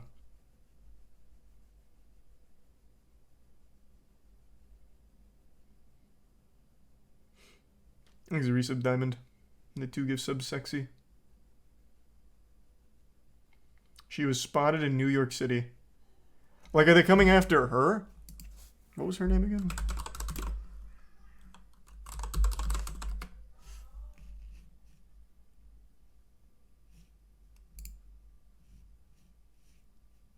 I don't see anything about her going after her. Huh. Only that they're keeping their eyes on her.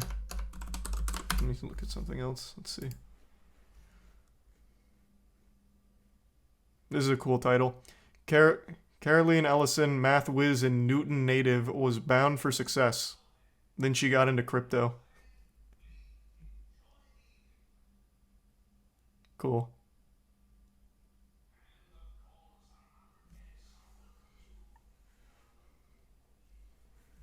There's a gift sub Christina and the resub Bray, anti-broke, dumb, and the bits employed.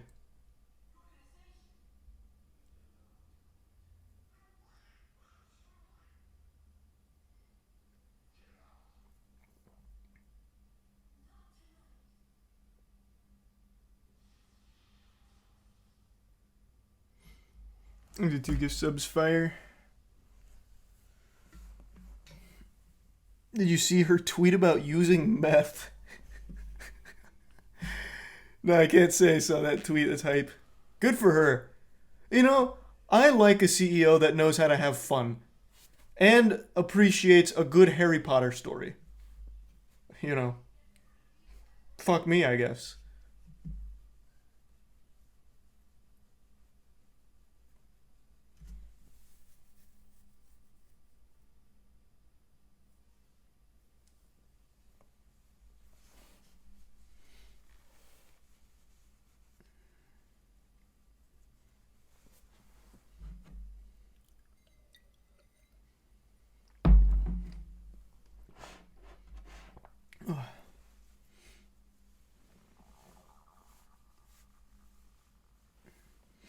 Apparently she was in detainment. It doesn't seem like she is anymore.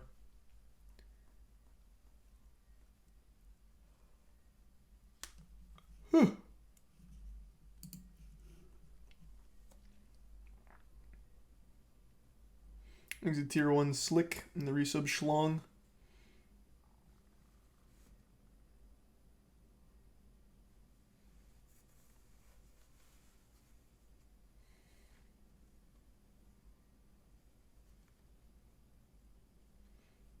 You hear about Tesla homes. No, it sounds fucking awful though.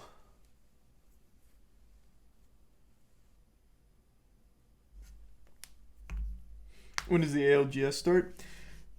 I thought it was supposed to start at 11, but it hasn't gone live yet. Let me try refreshing. Oh, actually, yeah, wait, it did just go live. Okay, looks like it's about to start then. Okay, let me take a piss, fill up my water, and we got Moist Esports ALGS tonight. This is the regional final, so this will be for the major LAN. Be right back.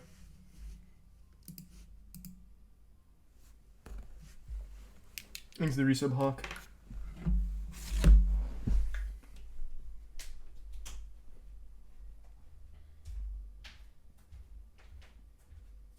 Well, hello, Ida. I'm just going downstairs.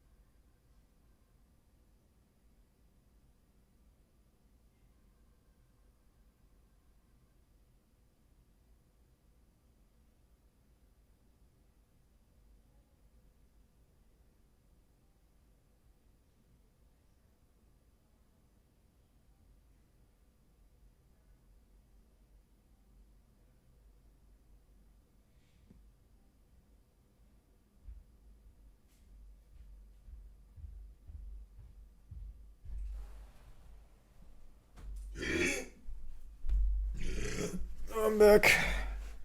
Thanks to resub Enzo. Okay, they haven't started yet. We still got some time.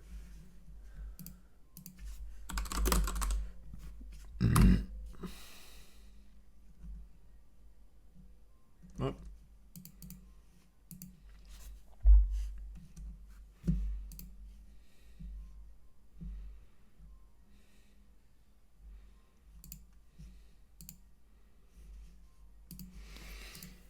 No. Yep. Just watch the Coffeezilla. Just watch the Coffeezilla video. That's why we've been talking about it. Thanks, resub Baron.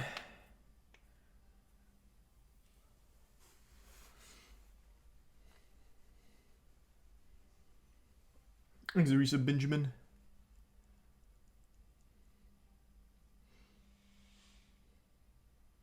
Check Coffee's Twitter. Uh-oh. Is there breaking developments? Let's see.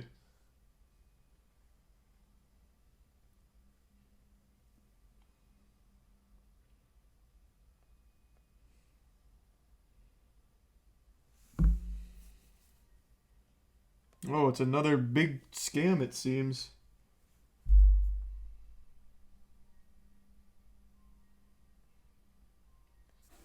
I'll have to catch up on that later. Have you seen R. Kelly's new album? Yeah, we were already talking about it. The I Admit It special. Thanks a gift sub Duracell.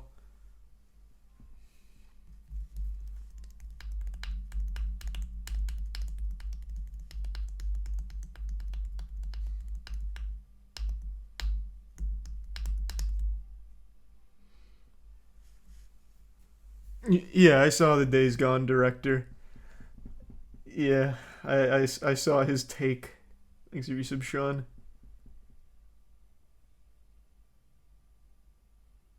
What time does the game start?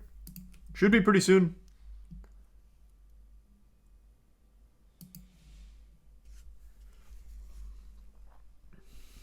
Thanks for the resub, Hefe.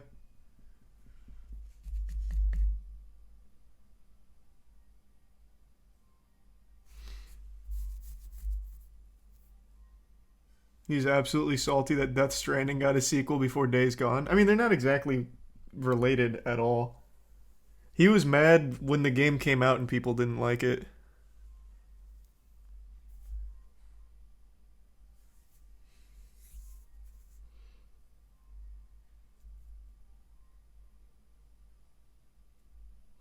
That some have called fraudulent. Wow, these articles. Yeah, I know. Like, this is CNBC, by the way. The crypto exchange that some have called fraudulent. Like, it's so blatant. It's crazy. It's crazy. Actual nuttiness.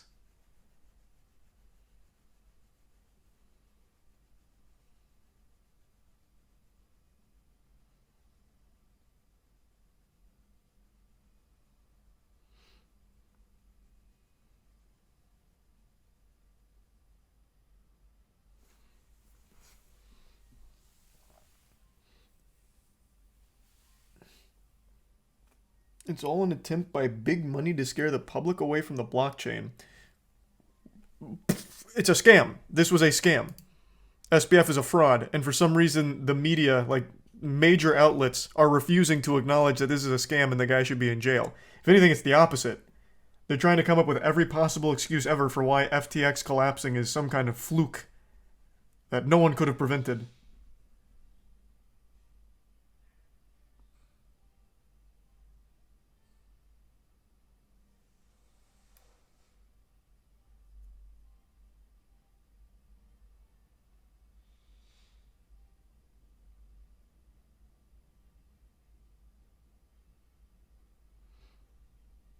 Is the resub Ged?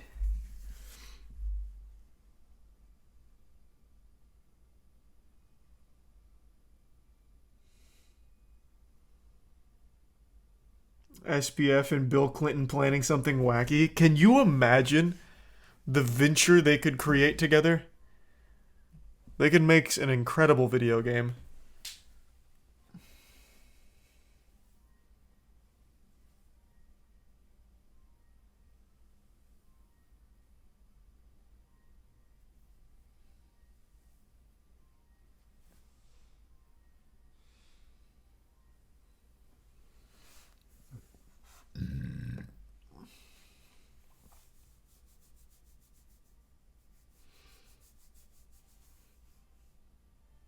who even was the guy? The Game Awards guy? He was a 15-year-old kid who did it as like a prank. He's the prime Jiggly.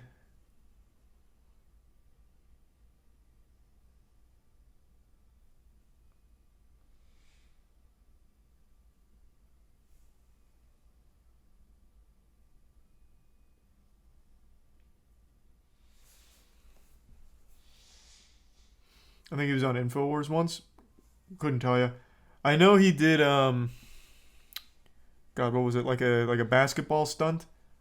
Well, not like a basketball trick shot, but like at a basketball game the camera went on him and then he had like a free Hong Kong shirt or something. Can't quite remember.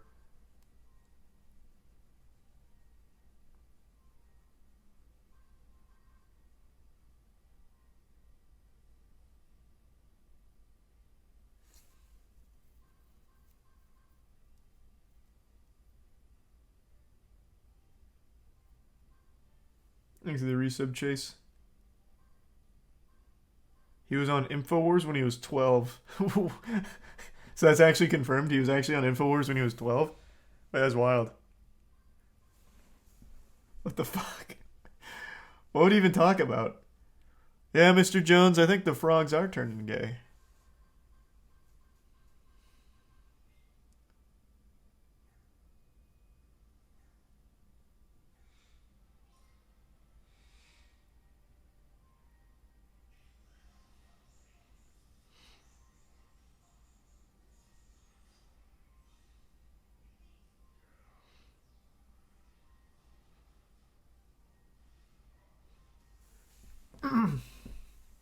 He was covering the Hong Kong protests on InfoWars.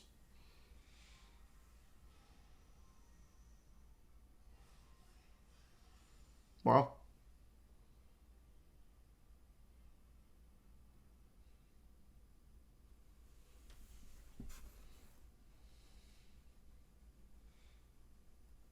The writers who wrote the script for Keegan-Michael Key should have been fired on the spot. That was rough.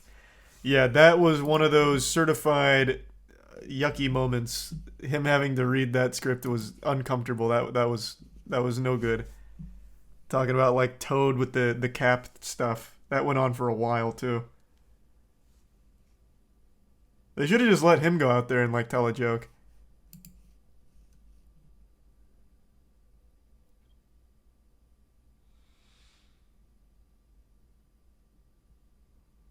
Is this starting or are they still going over highlights? I can't tell. Or like not highlights, Jesus Christ. Drop positions.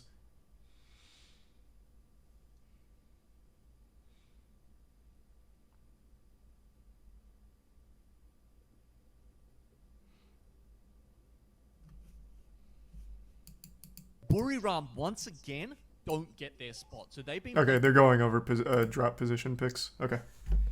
We still got some time.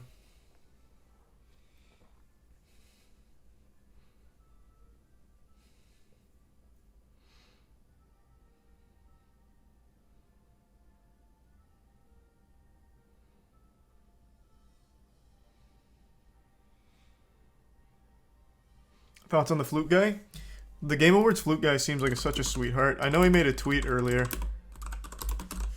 And he seemed really wholesome.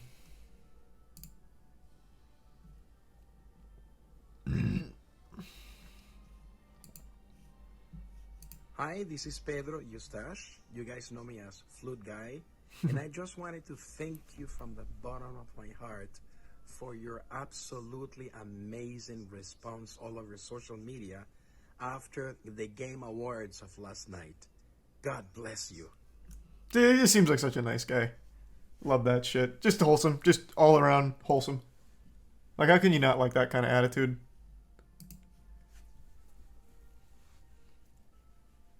Exit tier 1 big money. The bits. Wada and Remains. What happened with Keegan-Michael Key?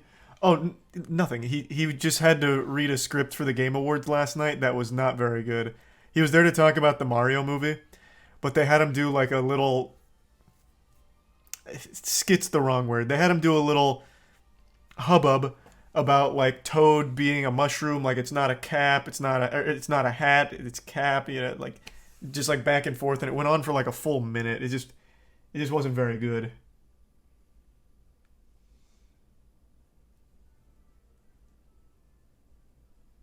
Thanks for the 5 gift subs, Misty. Appreciate it in the Prime Warp.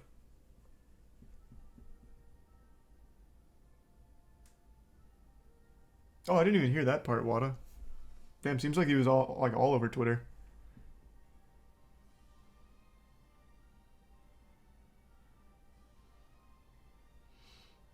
You were pissing, but the crash stuff was fucking atrocious. I didn't see the crash stuff. I actually completely missed that one.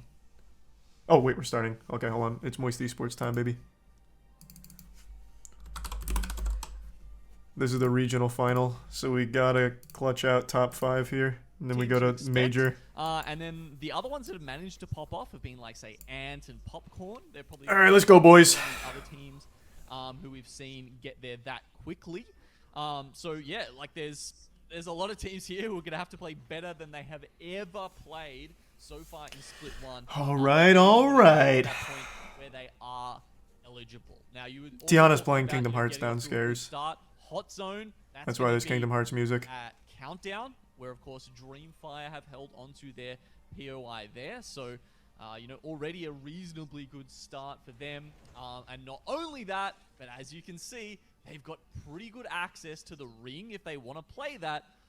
She's playing Kingdom Hearts like, 2 for often, the 3rd time. Especially in these kind of rings where you're going up towards Skyhook, is a great place to gatekeep. So this is a fantastic start for Dreamfire here. One of the teams Mason and Spaghetti. Keeping our eyes on throughout today. Yeah, I'm going to be honest, I'm looking at quite a lot of teams that I think this is going to be a pretty good start for. I think the 4 main ones that we would have to touch on would be Chicken Sandwich, obviously. You've mentioned Dreamfire as well. Booram and Daywa United. They're all up in that northern side of the map, and they're all actually quite close to Skyhook. All right, gentlemen. So, I'm feeling good. I'm feeling good. Big one, but I think those other 3 teams as well are not going to be disappointed with the way that this Alpha has played out. And looking at some of the stats as well in terms of the way that teams have performed on this map, Chicken Sandwich and Daywa United, they do find a larger portion of their points on this map than what they do on Storm points. So with a circle shift like this, with that in mind, you're expecting them to have a good game here, and you're expecting both of those teams to get off to a good start. The difficulty made you sad for Kingdom Hearts 3? Like what, it was too hard or too easy? The story made me sad for Kingdom Hearts 3. That shit was ass. Yeah, it's only going to get harder, and the pressure is only going to ramp up the further we get into this, the more that other teams get a lead.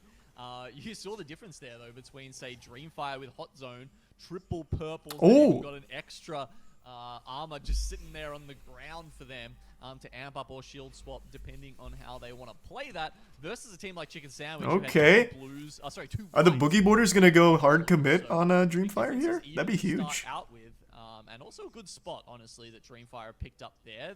I mean, sure, they're playing that aggressive. Can't believe they made the rhythm game canon. I'm talking about Kingdom Hearts, yeah. Tiana recently played through that one, too.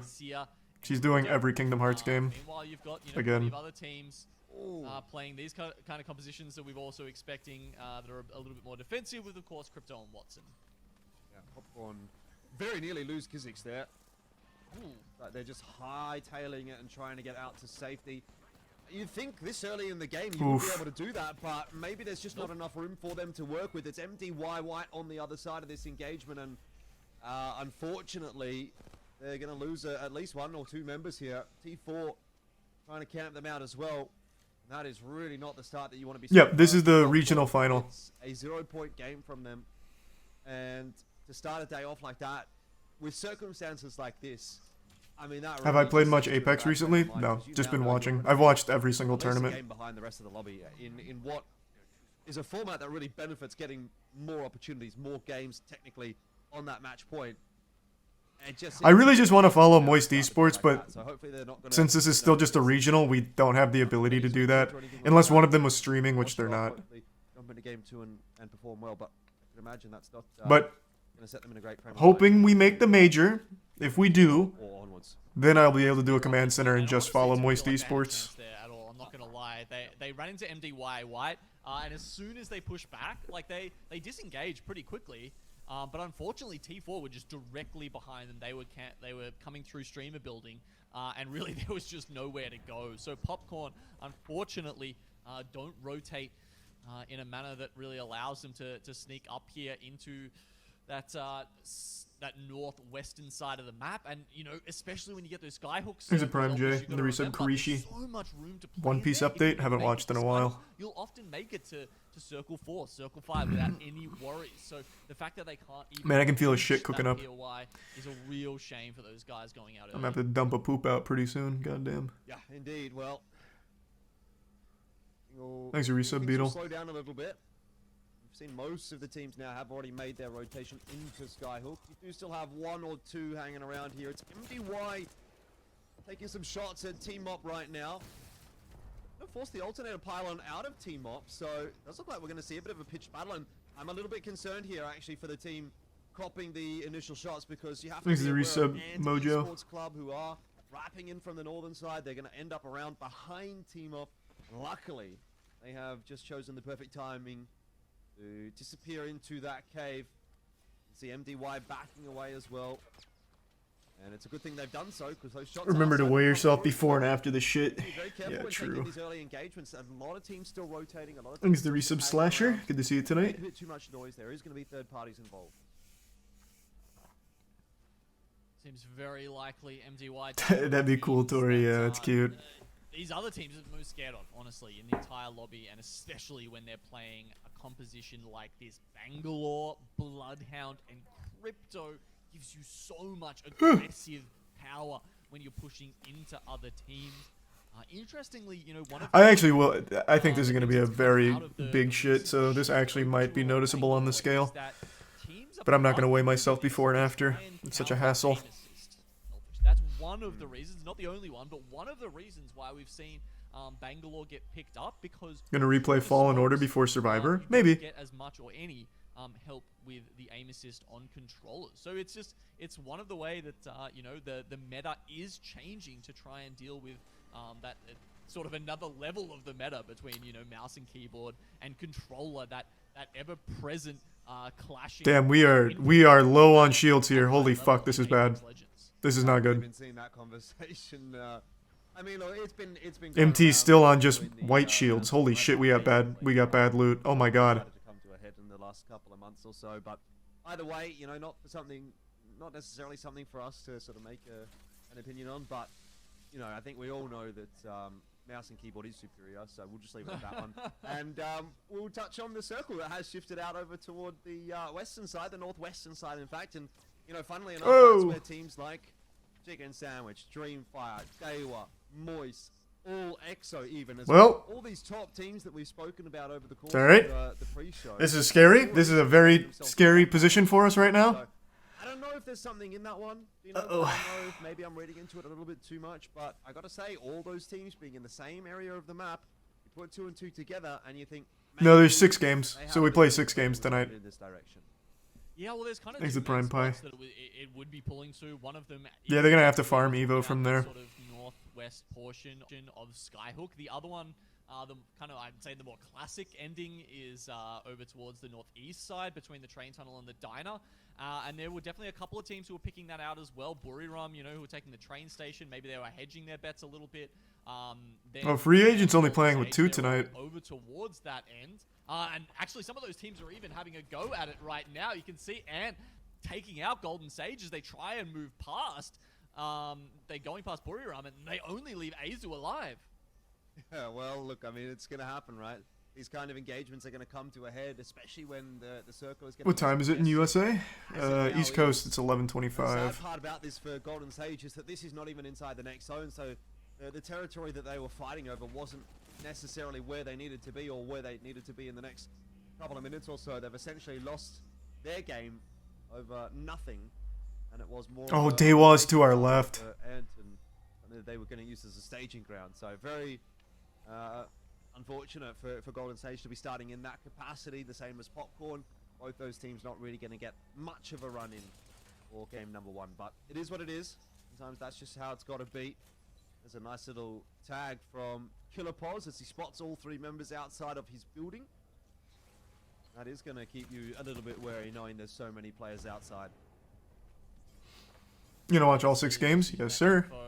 Trying and get some free shots onto the others. Massive damage there coming out from Killer, who'll actually put one of the Team Up members on the ground, playing this new look defensive composition for the team. And they certainly haven't been doing quite as well for it. I'm surprised they aren't going down to finish off this kill, actually. I guess they're just... Maybe they're trying to heal up first. Are they even going to let them get the rest? I'll do more Hello Neighbor speedruns once the that crashing comes down thing to is just a little bit of early game. solved for Not me. jitters per se, Gives you but they Sub-Zerius wanna and the have a Prime good Spidey. first game, right? They don't want to take an early fight here, go out of the picture pretty early on in the piece, and make life for themselves a little bit more difficult later on down the track. They just want to play it a little bit slower, a little bit more reserved, and ensure that they're not throwing their game away, which, to be fair, I think is probably a good choice from EXO. I recall earlier on in the season, they did have quite a few games where they exited pretty early on, so I'm actually kind of happy to see them taking a little bit more of a passive route in this engagement. They do confirm that kill, so at least there's 1 point on the board for them. They now How are these know that games they've got decided? confirmed 2 Points for wins. kills, points for Fully placement. reset, get fully prepared, you know, maybe build up a couple of the ult charges again, and really just let loose on Team Up when you need to, because you're inside the zone. There's no sense right Usually now give some in subliminal. pushing the issue, especially in a meta like this when we're playing with Watsons. Exactly, they're inside the zone, they've got time to do this, and they're just being so methodical about it. I mean, Xiaokai's back up. It was actually the other player, the crypto player, that went down, and that they, you know, you can just see them just closing the net slowly. They know they're not going to be able to get the respawn here. It's the crypto player that's gone down, so they're not going to be able to use the drone to get, you know, a respawn from distance or anything like that. And yeah, it just seems slowly but surely they're probably going to take out the other 2 members of Team Up here, but they don't want to get third-partied, and I really like... Everyone's playing smart. Well, yeah, this is the regional finals, so everyone's playing it a little slower. You know, give you a little bit of a sneak Not peek. overextending, not Those pushing. are flying around in the air on the mini-map. Teams are looking to scout the next circle. It will be available, and you can see it there. There's a little bit of a spoiler alert maybe for you. Top right, top left, I should say, does give you the indication that we are once again going to be heading, incidentally, top left. It's pretty much pulled the exact same direction that it did previously, and some teams are aware of that. Not all of them. There is a beacon inside of Skyhook, or a couple of beacons that can be pinged by drones. And so some teams have started to make rotations in as a result of that information that they've been getting off of. Oh, shit's popping off now. Again, I'll remind you, the teams that That were kill up feed's in that top filling side up. of the map, the northwestern side of the map, were Moist, Dewa, Dreamfire, Chicken Sandwich. Okay, empty down one. Teams that now might be able to walk away with a win. Nice. Game number 1, MDY. On the other hand, doing it pretty tough because there's 3 teams in trials. Yes. I wonder if that was just a pick or if we're like full engage. Looks like it was just a pick. As a duo at the moment, it looks like, are playing up the top. So definitely some space to be played in there, at least until the next zone. I think it's going to be trials will be completely out, but it's certainly a good place to play just for now. We did get a little bit of vision of Northside Esports. I think it was them having some struggles in the middle as they bulked in. Thanks for the as gift you sub, said, Subliminal. Fire, you know, have absolutely picked this circle so well, right? And not only that, as we mentioned, they got hot zone. So unlike most teams who are going to sit there and just have to, you know, deal with that, they're starting off with purples. Or PK just trying to weather the storm here inside trials. Yeah, hey, Thanks to the Prime Gianni. Commander lucky to be still up with 3. In that meanwhile, Dexter has managed to get himself another knock for EXO on the kill feed, but that's going to have to be something that'll be converted because it's a rotation. I didn't realize the team name was blocked here. And in fact, all these teams right now that we're watching on our screens too, on Premise Commander and everyone else in Trials, is also going to have to move in. Thanks to Prime. Not too long, couple of minutes. Nadorf. Ring number 3 close. And so if you didn't have the information already as to where that 4th ring was going to go, you do now. You've also got only Pricey downed. You got it down on EXO. That's huge. Is that another pick or is this a full engage? Buriram, they don't make it out alive from the train station there. So there's one of our teams that we're keeping an eye on gone. Team Up as well, finally. You know, just getting some up, picks. By EXO Fuck yeah. And they take 1 knock to do it. This is what they were trying to avoid. And just as that happens, Unfortunately, Truth are going to push in. We thought they were so patient, but maybe Oof. it wasn't enough.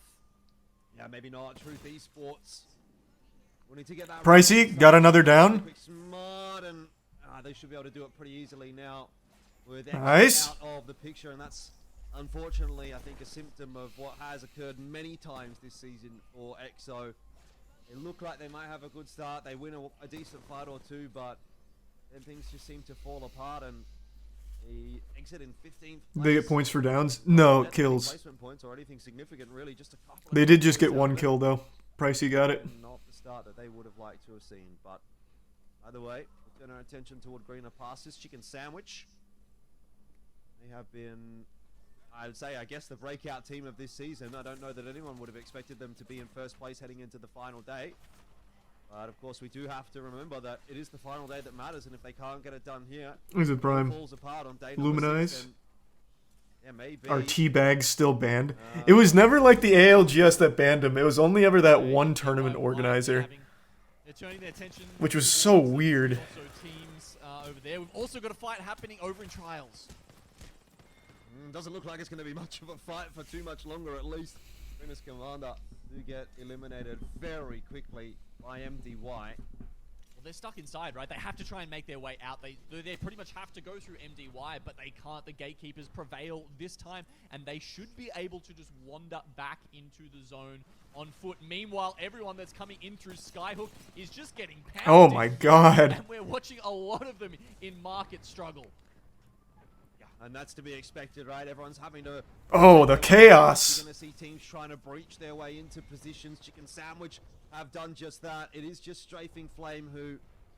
I mean, he's trying to lock it down on the Watson there, but it's not going to be easy for him. EMP... Waltzy getting it down. Teams.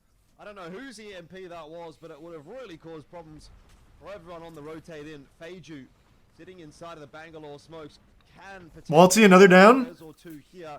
And if he's Nice. able to do that, get a couple of those MDY White members back up into full fighting fitness, 3 strong, it's still not going to put you in a great spot because again we've gone hard to the northwest. The circle is just magnetized to that area. Oh, Pricey's pushing in on Truth right now. Nice. Pricey got him. Oh fuck, oh fuck. MDY's right there. Holy shit. Sorry, from Moist, I should say. Give a throwback. Nice. Waltzy with the down. Doing a good job Fucking huge. Anyone from progressing forward.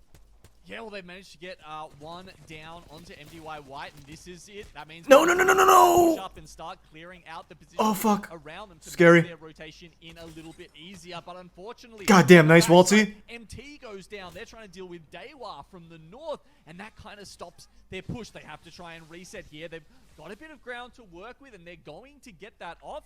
Okay, nice, nice, nice, nice. Interesting. Okay, none of the other teams. Holy fuck, that was scary. That was scary. For now, but still, only 20 seconds left until this ring starts. Oh god, oh god, oh god. It certainly is. And I think they're pushing in on Dewa. You're quite happy with the placement you've been able to get, and it's less necessarily. I can't about tell. getting the win. Sure, I mean Dreamfire, they'll be looking for the win given they've got Godspot, but everyone else is also thinking about if we don't win, how many kill points can we get out of this? If I'm Moist right now and I'm sitting in the center of the map, I'm not inside of the next zone. I'm trying to really Waltzy, watch out! keep MDY, who I know are under the pump a little bit. They're starting Oh my god, that laser beam. They've got a worse position than we do. Nice! Oh my god! Good shit, Pricey. Nice, nice, nice. They squad wiped. Good shit, boys. Shield up, shield up, shield up. Do we have time? Do we have time? Oh fuck. Oh god. Alright. And when they themselves had to make a rotation that was going to be pretty Damn. tough, I think that's That was a tough rotation. We take that though. We take that. That's points. That's points. It felt like there was no way they could get into that circle. So Yeah, that was just unlucky. That's alright though. We take those points. That's really all they can hope for. You can see Emmanuel as well go down. And that's at the hand of Boogie Borders there, who are in a good position. Dreamfire, they've been right in the middle of this from the very I don't know how many points we got, but I think it should have been like 4, I think. The top well, north side is all theirs at the moment. So just the 3 squads left. And who knows, this one actually could come to an end a little bit sooner here. You see seeing the Bangalore ult come down, Rolling Thunder is going to keep people away. But certainly, I feel like Dewa. Okay, we take that. 5th placement plus kills, yeah. That's That's middle fine. of this. That was a tough rotation to make. We take that. Yeah, I mean, I think this is Daewoo's game to take for now. Obviously, things can definitely go wrong, but you'd be expecting Dreamfire and Boogie Boarders to fight one another first. Daewoo United have set up a trap outside of the building. They're watching all the exits.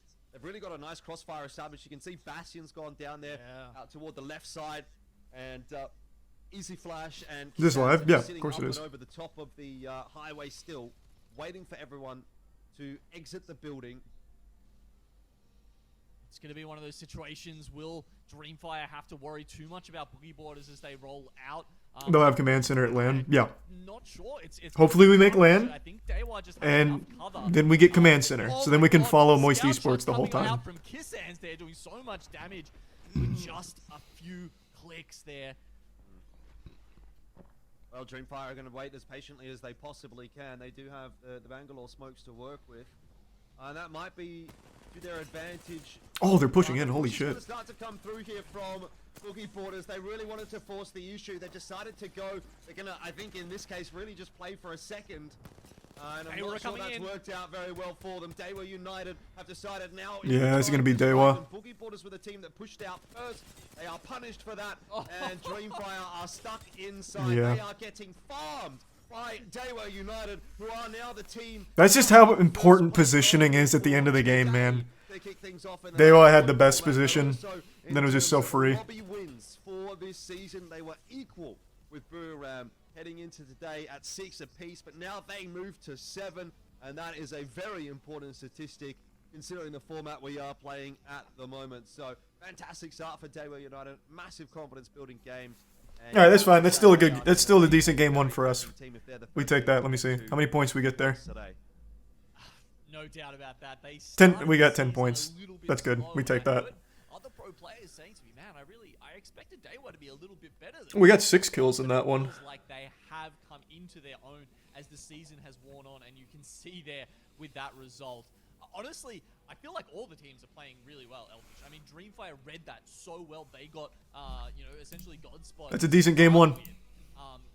And we're in a fantastic position. Only ended up How many teams make it to LAN? So top 5 here makes it to LAN, I believe. And right now we're 5th place. So we just gotta hold the top 5. We don't have to like climb and leapfrog anywhere. We just have to hold top 5. And they did that. They won it, sure, but Daewoo also recognized that and just rolling in to kill them before they even had a chance to really get too many armor swaps off, get those med kits off, and help them, place out that final 3v3 basically. So honestly, well played all around. I'm not sure any of those teams could have done getting number 1 would be great. Yeah, yes, sir. That would be great. 19 points out of that game for Daewoo United, 7 kill wins. So I guess you can make the argument that they're 40% of the way there in terms of the points that they need. 19 out of 50. Top 4, 5th is a wild card. Yeah. So the 5th could go to any team as long as they win the whole lobby. They don't have to be top 5. But ideally, that kind of situation doesn't happen, and it's just top 5. They're going to be match point by game 3, but I don't really find generally that we get into the match point until maybe game 5, game 6. Is where that sort of starts becoming a little bit more valid, unless someone's just utterly dominating things. But yeah, we'll have to sort of wait and see. Let me ask you this though: what would be a point that you'd be happy with coming out of game 1 with? Like, where would you like to be sitting? Right? Let's say 10 points, 15 points. What's the kind of number that you'd be happy with? How many rounds are there? Not necessarily 6. the win. So we have points 6 would be games one tonight. Out of 1 game, considering the format we're playing. Yeah, considering you want to, as you said before, you want to get to that 50 points as soon as possible to give yourself all of those chances. I'd say 10 points is like acceptable if you're really looking to push it and you're one of those top teams. But 15 points, I'd say, is kind of like that's the point where you're like, okay, yes, we're on track, we're on pace. 4 or 5 games. If we can just keep that up, we'll get there. Damn, I really thought we were gonna squeak it out. It was just too hard to make that rotation. As we mentioned on 19, Dreamfire and Manuel 13 and 12 respectively, and then Boogie Boarders and Moist have both hit double digits and got 10. So that's where things are sitting at the moment. I think I'd probably be looking at 10 points and saying, yeah, I'm kind of happy with that. That means after 5 games, you're into the match point format, and you can really start to have a crack. Maybe someone's going to do it a little bit faster than you. but probably only one team. You'd be pretty unlucky if they were going to be the team that got to, let's say, 50 points after game 5 and won game 6. Normally the match point format does tend to bleed out a little bit longer than that. I don't recall how long it was last season we did it, but I remember we did one that was like 11 games, I think, and one that might have been 8 or 9 games. So normally just a little bit longer than your standard lobby. But we'll have to wait and see how things go today. There's not obviously been a massive start from anyone just yet. Yeah. Now remember, it could be one game longer as well because everyone's starting on the same slate. Everyone's starting on 0 points. The first seed isn't getting that 10 points to help get that up. And why don't we have a look at the scoreboard to see just exactly where everyone stands? There was some This is resub Zeke by Elfish just there, and I think he's got most of them right. So as you said, Dewa sitting on 19 there, Dreamfire. With mostly the placement points, unusual for them, sitting up there at 13. Emmanuel on 12. Okay, nice. They picked up 7 kills. So this is a team that, maybe one of those outsiders, one of those dark horses that could be looking for that first. You hear about the data mining drama? No, I don't know what you're talking about. Any other way, Elfish. Yeah, I mean, let's just talk about how big of a difference that is also going to make. They were United finished the season in 2nd place overall, so they would technically get 9 points for free if we were playing the old format. They'd be at 28 points. They'd be already above the halfway mark for getting to 50. So, as you mentioned, could potentially give us an extra game today. I think that's very likely. Teams data mine mapping. Oh, you're talking about the Apex data mining thing, yeah. One example. I did see that. A really good idea of exactly why that is going to end up being the case. So overall, lots Thanks to for sort of think Tom. about. I mean, for those other teams, obviously, as you mentioned, still plenty of time to catch back up. But I'm also looking at the teams that got 0 points out of that game. Team Mott, Buriram, Northside, Golden Sage, Popcorn.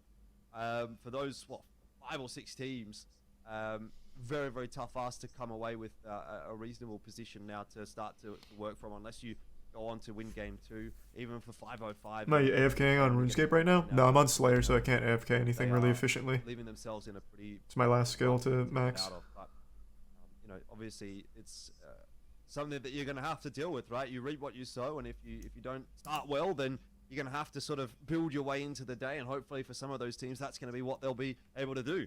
That said, it's game 1 done and dusted. We're going to have to head into game 2 in just a second, but don't go too far away, because we're going to head to a break. Got something for you to watch in the meanwhile, and then we're jumping into game 2. You keep saying turn commentary off, you aren't going to turn it up a little. I've turned it up a ton. It started in yellow, and now it is almost through yellow into red, and you're still saying that. So you literally can't even tell. You actually have no idea.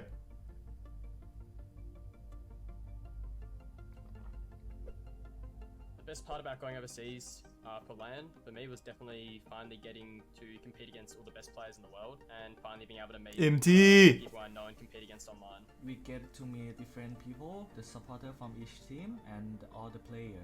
I think it's like to compete with the best team on their region, that we are literally like together as one, and then we competing to be the best team in the world. Meeting everyone from around the world, playing against the most competitive teams from all the regions, let alone just our own.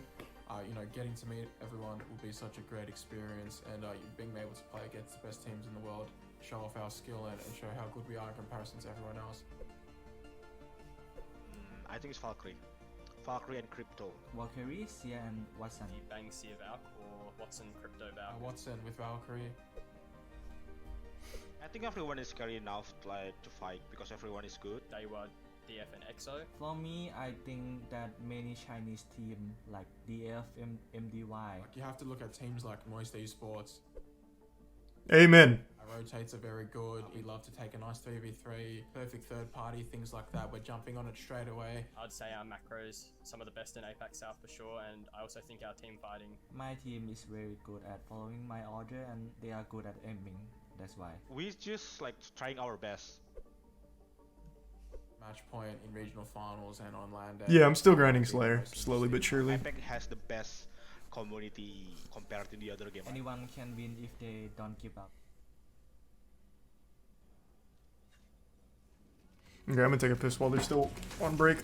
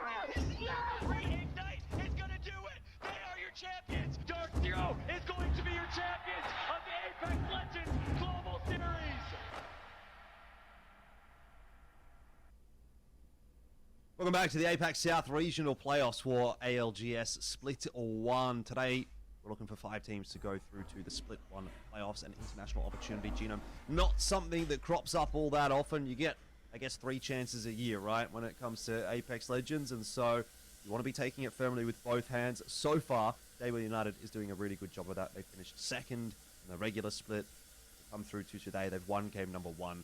Put themselves in a really good spot. Either way, if they win today and they get the match point victory, fantastic. If not, probably still in a good spot to go through and take one of those qualification slots regardless. So overall, fantastic stuff from Daewoo United to start things off.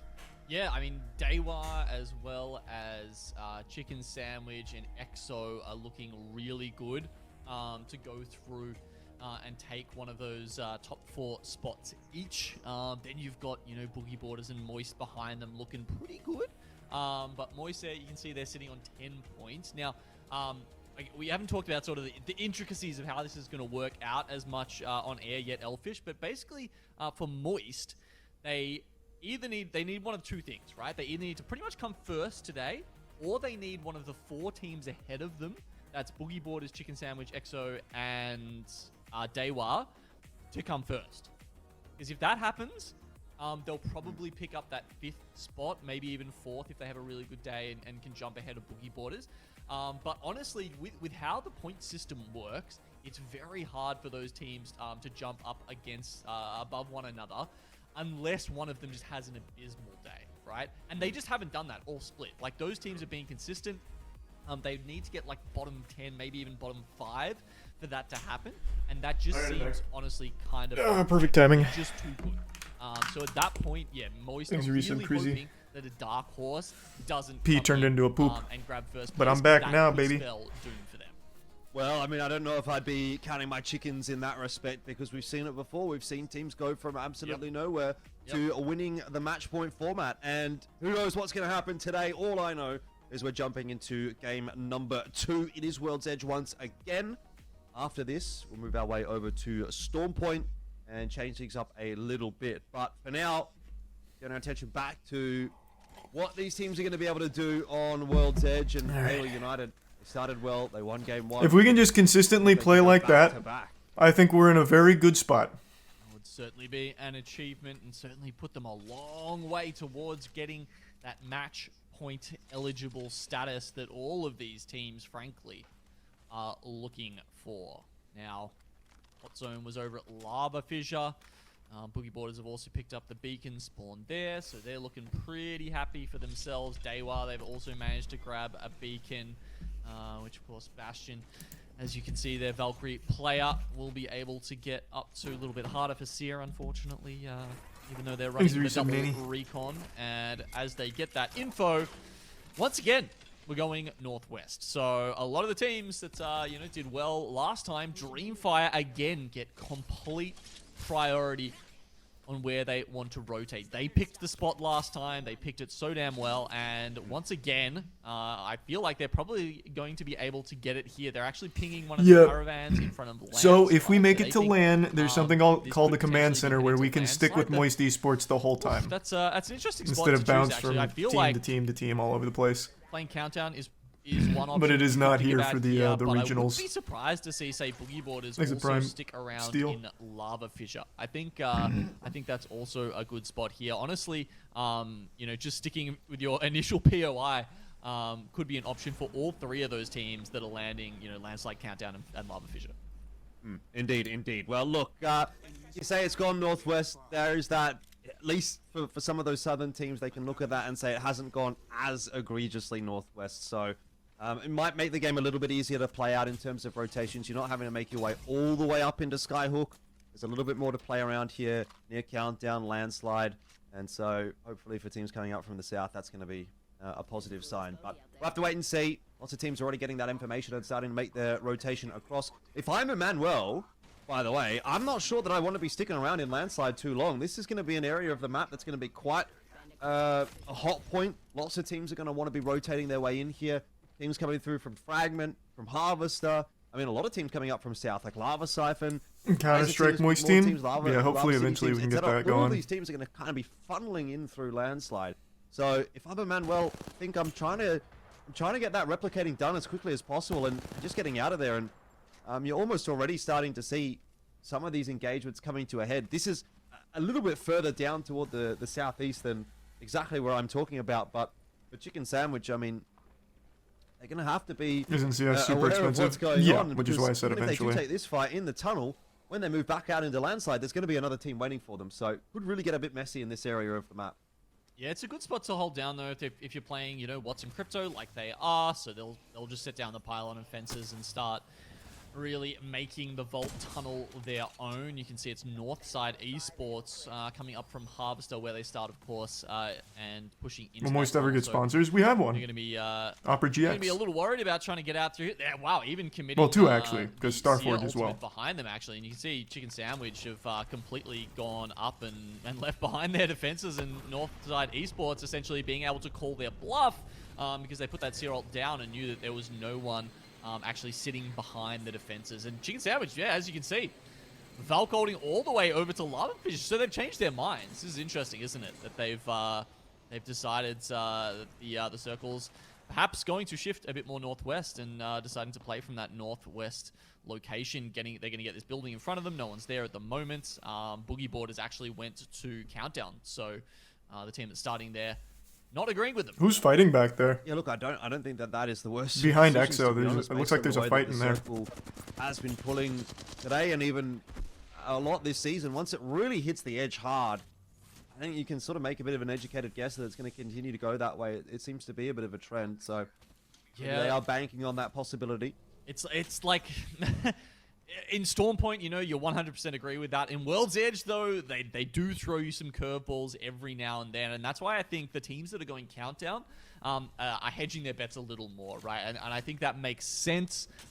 You know, absolutely don't disagree with what you're saying, but yeah, I think it's less of a sure thing, I suppose, than on Storm Point.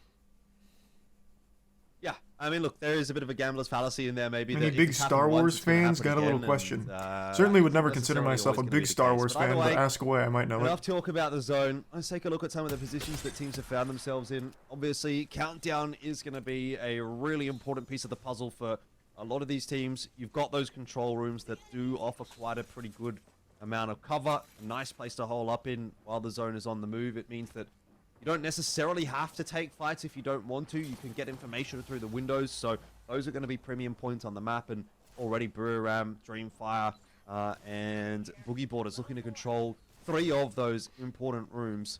You got a man well down Question the better bottom, be just regarding below Glup Boogie Boarders Shido. right here, and they're True, sort if of it ain't playing about that, Glup Shido, I don't want to hear on it. a tunnel. I suppose everyone knows the one I'm talking about down near the bottom of Countdown, exactly where Fussy's looking. So a lot of teams already locking themselves in positions in Countdown. But beyond that, still got quite a few waiting to make that rotation. The team's still in Harvester. There's a team or two still in Fragment, and even in fact 1 or 2 still up in Skyhawk. So, you know, it's filtering through slowly. But this is kind of what you expect out of a game of this caliber. 20 squads still, 59 players. One team did come in Thanks, as Recent a Raw Dog. duo, which was free agents. We haven't actually lost anyone this early. It was much faster last game. But like, you know, maybe a bit of an awkward timing, a bit of an awkward start for 1 or 2 teams, but that has, by the looks of things, been shored up. And I've got to be honest, you know, I while I like to have the fun, sort of high kill, early kills kind of games, I think this is a better think Jedi representation Survivor of is a how the connection to region the should be Force playing out. Unleashed? You don't want to be seeing teams go down early. That means someone's been making a Maybe. mistake. Didn't they have that You character really from the want to be Force seeing that at Unleashed the in high it? level. So, Can't remember the game name 2 now. of the day, a bit more representative. Yeah, I think it also just depends on how many teams and what styles they're playing, right? So if you've got more edge teams, you know, you should be expecting to see Oh, some they're of going those in. fights early. And as you can see here, Ant actually just sticking within the zone, as well as a bow check already on the side of Holiday here. But Golden Sage, they're coming in Okay, to let try me and just pick get my up drone these back over kills landside to double check from that there's the nobody in there. outside. Yep. Somebody watch our back for now, and then we're gonna go for it. I'm looking. All right, Team. Wow, Ant is holding on. Maybe big chillin' at the moment. Oh, wait, never mind. It's just... Ant as well. I thought they had 2 up. They're in Skyhawk. Gonna have a little bit of a problem for themselves. Obviously, not only is Golden Sage in that vicinity, but I'm watching the minimap here and I'm seeing MDY White starting to make a rotation past into Skyhawk as well. They've not gotten themselves into the zone yet. I mean, they're not taking any tick damage, but if this really kicks off between Golden Sage and Ant, I would expect MDY to be hanging around and looking for some more damage. Yeah, I mean, it's, I think for Ant, it's pretty much all done at this point, unfortunately. I remember Tiger King, of course. They actually just passed the Tiger King law, didn't they? About private ownership of big cats. I think they're aware that MDY are looking at them, or MDY White, I should say. They're probably just going to have to take those 2 kills, and Golden Sage can be happy with that, but it feels like there's probably a few death boxes yet that will litter Skyhook.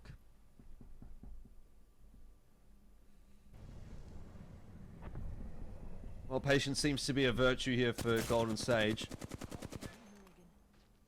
And next moment, I look, someone's firing a few shots off, so perhaps I've spoken too soon. Holy shit. Still all 20 squads up right now. This is going to pop off fucking hard. You want to be getting stuck in. It's going to be a tough rotation out of Skyhook. It's a bit of a choke point getting out of Skyhook and into Countdown. And with teams already having set up in Countdown, if you're making a lot of noise in Skyhook, they're really going to have their eyes turned in that direction. And that means even if you do win this fight here, let's say you do it with 3 members up, you're probably going to take a lot of time to do that. You're going to have the zone at your back. It's not going to be a fun rotation into Countdown. I don't want to see teams fighting in Skyhook right now. I think it's going to be a bad choice. With MDY White looking on, it certainly could be. Holiday tried to make his way out. Unfortunately, he's been discovered. So it's only a matter of time. He's just got a couple of arc stars he's trying to help dodge this fight with, but what the fuck? Who is that? All she wrote for Ant is Holiday. The round. He's a 5 some space. In, and now Golden Sage have to make their way out, and they're probably going to get past a couple of teams. Free agents, MDY White, Buriram, all looking on as these teams have to try and make their way out of Skyhook.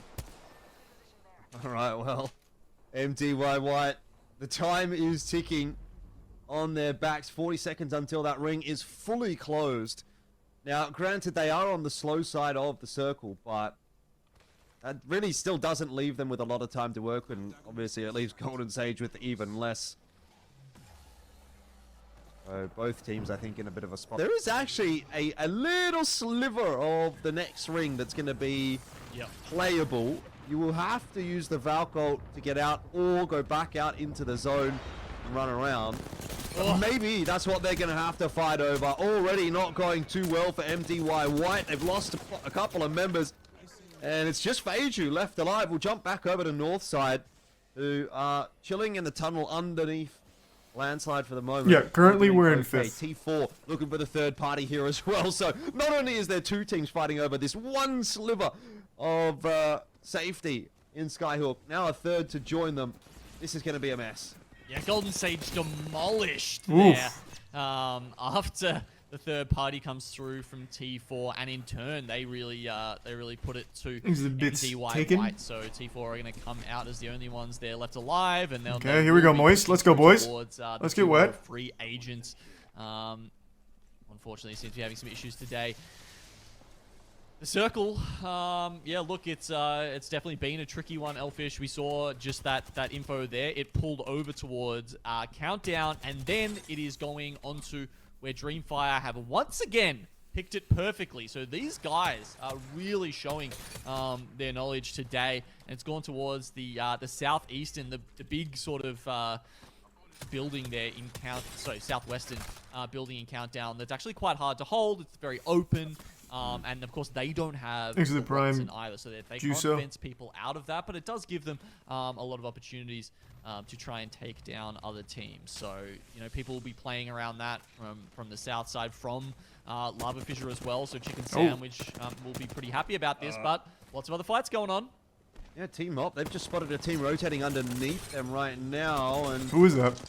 Getting some good shots in already. This is 505 that they're chasing, but the unfortunate reality here for Team Op is that they're going to get that elimination. They're going to wipe that team, but they have given up control of their position to Chicken Sandwich, who now have the high ground and can do the exact same thing back to them if they so desire.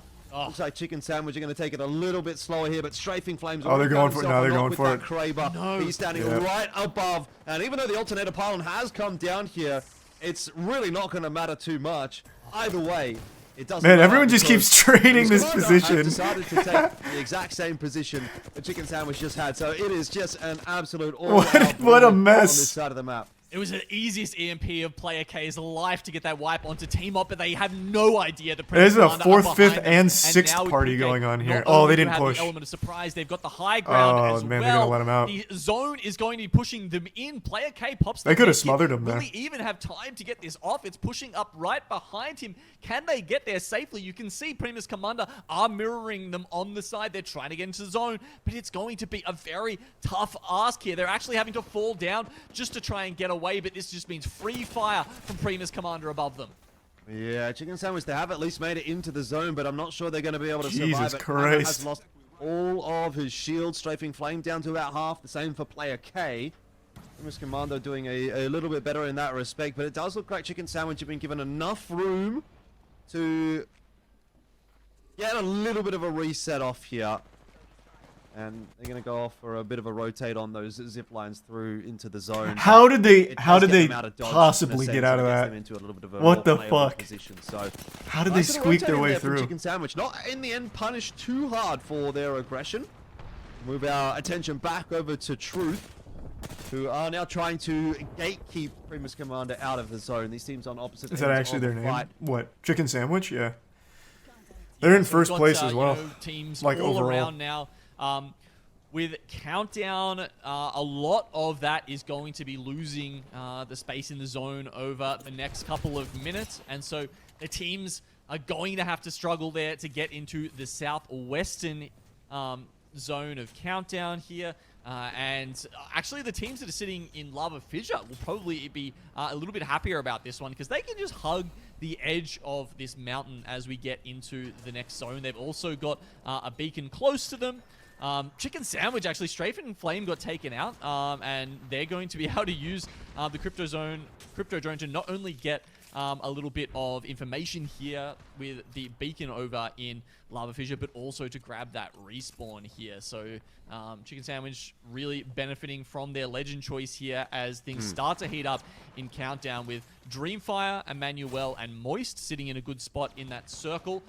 Everyone else really is just going to have to Where's push Team in. Moist? Once again, I don't remember. We're somewhere in that general vicinity. In Countdown. I don't remember exactly When where the though. zone shifts the way that it has. It's a lot of actually unplayable terrain. There's one big sort of mountain, hill, cliff, whatever you want We're to call close it, to Dreamfire. right smack bang in the center of that next zone. So you could probably make the argument that 20% of this zone, 30% of this zone is unplayable. That's going to leave a lot of teams that had set up in a position that if we would have gone 14 squads still up but here. The reality is now, Holy shit. 60 to 75% of the teams in Countdown are going to have to move out. They're going to have to push into that same position that Dreamfire is going to be in, and that is going to result in a very, very Thanks the resub heavily slime, trafficked Nate, and area the of Prime zone. vibe. Truth Esports are, you know, maybe not quite on that same discussion. They're on the other side of the map. Northside Esport as well, coming up from the south. Might have it a little bit easier in terms of how many teams are on their side of the map, but there's not as much cover there to play with. We'll jump over to EXO, Northside Esports. Yeah, as we No, said, not much Waltzy cover to just work got down. with, so Holy fuck, no. pretty much just getting taken out of the picture. No. Well, this is what you love to see. Hang The in there, answer Moist, please, God. Absolutely nothing because please, you're inside of smoke. please, So please. MDY can't see much at the moment, but you know, that's actually about as good as it's going to get for them because that's really the only cover they've got. Oh, It's fuck. not hard cover, but it is effective cover. If they can't see you, they can't shoot you. Yeah, it's a little bit tough. EXO, you can see right next to them there. This is Thanks, actually a Resub Snake really Eyes. nice spot for EXO because they at least have cover on both sides. And as you can see, they've fenced the hell up there just to keep everyone out. That did allow them to get the reset. Hopefully that was just a and, pick yeah, while look, we were EXO just rotating gonna and be sitting we're fine. there until this next circle, of course. And it has, unfortunately for them, Oh my shifted God. very much to the north of that my sphincter countdown is building tightening. position. So Dreamfire will continue to be fine once again. They should safely make it to the EXO zone if they can keep everyone else out. But it's all going to be all these teams under the south here. EXO, MDY, Primus Commander, who are going to struggle and have to push through the fire and the flames here. Well, they're well on their way. Through the fire and the flames and the smoke, I think that's probably where we should put that one. But a couple of good shots out there from the Whoa. scout. Just going to prompt another team to move away. Oh, those are some really good shots from Nutsuru Sama. Gets the knock on the killer pause. really causing a Damn. problem. That's insane stuff. He is This really guy's just made blasting every him. single one of those. And I can't believe they Williams, didn't. Well, I can one of the actually better totally believe snipers why in they the didn't push region, that. I just looked at proving the that as well zone. with the scout. Doesn't get time for any kills there. Just going to have to Valcolt out. This is the only, as smart decision, but it's the only decision really. PK go behind them. They're taking a lot of damage from the zone, actually. Valking from pretty much the same spot as we just saw them do. It's actually going to be the oop play. Of course, you can't heal. You've got to drop down and do that afterwards. And you can see that's causing trouble for so many teams here who have to try and make this desperate play to get into the zone. Oh, Saiyajin God down on the floor already. Nutsuru-sama, who's going to have to get it done alongside Mosu, who we're watching right now. A nice little crack in there. And a good follow-up from Nutsuru-sama. Chicken Sandwich get eliminated in... Waltzy just got it down. Huge. Love that. Let's go, Pricey. A fan favorite, definitely. Are fighting hard, and they're doing Let's quite fucking go, well baby. for themselves. They've got Alternator piling up. They've got a decent amount of hard cover to work with. And, I mean, all things considered, they don't really seem too Come on, Moist. contested Come on, at Moist. the Let's go, moment boys. for their Come on, boys. position. Let's go, Now gentlemen. inside of the top five, Gentlemen. PK and Bookie Boarders both getting eliminated as well. This could be a good performance from them. Okay, we've got the duo there in the last 5 squads. As you said, Moist doing very well. They've had 2 pylons taken down in about the last 20 seconds. They had one ready to go, but sniped down from the high ground, I believe, go, from boys. Come on, Burira boys. immediately as they place it. This, of course, is the last zone. It's going to pull just outside of this building. You've got Truth Esports as a duo. You can see sort of hiding up the top there. Buriram, they're struggling right now. You can see Lalabang taking a little too much damage, but it feels like Dreamfire, they're watching through that window. Truth is behind no us. one can get through it until they I hope decide the to push boys out. And know. I'd say Dreamfire are probably in the best spot. Oh wait, no, Moist wait, have set they're themselves above up us. nicely. Above 5 and squads behind left us. to go. Let's All right, hear come on, from Moist. as they Come on, try to boys. close this game out. Bloodhound team might look to drop on us, maybe. Yep. Okay, they know. Yeah, watch for that, watch for that. You can get some more fences out here, maybe. Drop the one dot empty if you need it for your car. I'm grabbing it. They're here, they're right here. We just got a hard stay there. They might just fight bridge. We gotta care both sides that they just don't drop on us. Drop. Duo. Everyone's looking to peek. Oh fuck! Nice. You play his backside. You play his backside. Play backside. Yeah, play the backside. Play the backside. I think the duo has to move. That's why they're looking to peek. Truth. Yeah, they do. They do. They're gonna have to move soon. Buriam's above them. We need to look to kill them. Yeah, we do. We do. We have to focus them. We have to stare them. Valk's up on the blue crate. Come on, boys. Come on, boys. Let's go, boys. Let's go, Moist. Stare this? Get wet. Get sodden. Popping yourself. Waltzy's still on blue shields. It's scary. We gotta kill these guys. Yeah, we do. We do. We do. Popping cells. They're not gonna drop behind. Crack the bell. Nice. I'm just spamming. Let's go, MT. That was nice. Oh, good push. Good push. Solo. We gotta wipe them. We might have to Valco. I think we do have to Valco. We should Valco to noob. Valco to noob. We got a Valco. As soon as you get off. Yes, go. Oh, but they don't have any shield. It's just Pricey. It's top 10 second. We came second. It's okay. fucking. We just slam. Okay, we take second. Fuck it.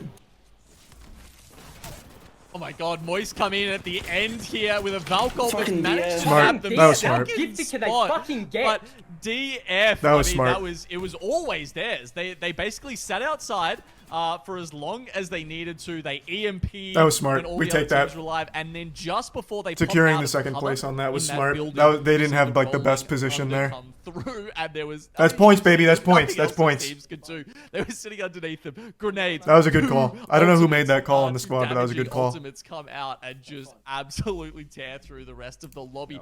Dreamfire. I don't think we got. I think we only got one kill there, unfortunately, to though. our regional finals. Yeah, I don't know how. Yeah, we only got one kill quickly in we that got one. out of the listen-in, whether that went through. Oh no, we the got 2 kills in that one. broadcast or Okay. not, but I really All right, did 11 hear points some in that. choice Nice. words coming through from Moist.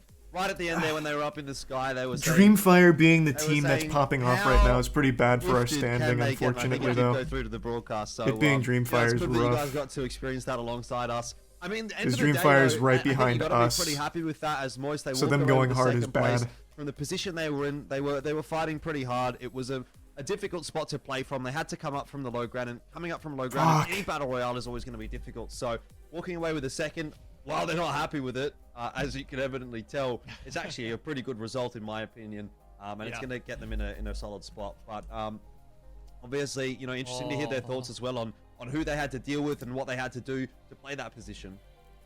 Well, yeah, look, I've just gone to check some of the kills, Elfish, there. And, Okay, that's good, though. That's good. last Taking game, that second right, place there was big for they us. played from God Spot. They managed to grab 4 kills from it, right? It was a little more, you know, decent spot. Oh, there's only 4 games? Wait, what? It's not 6? Countdown. Oh, that's right. It's the match point format. Wait, oh, fuck, I forgot. It's a 27 I totally forgot. point game. Dream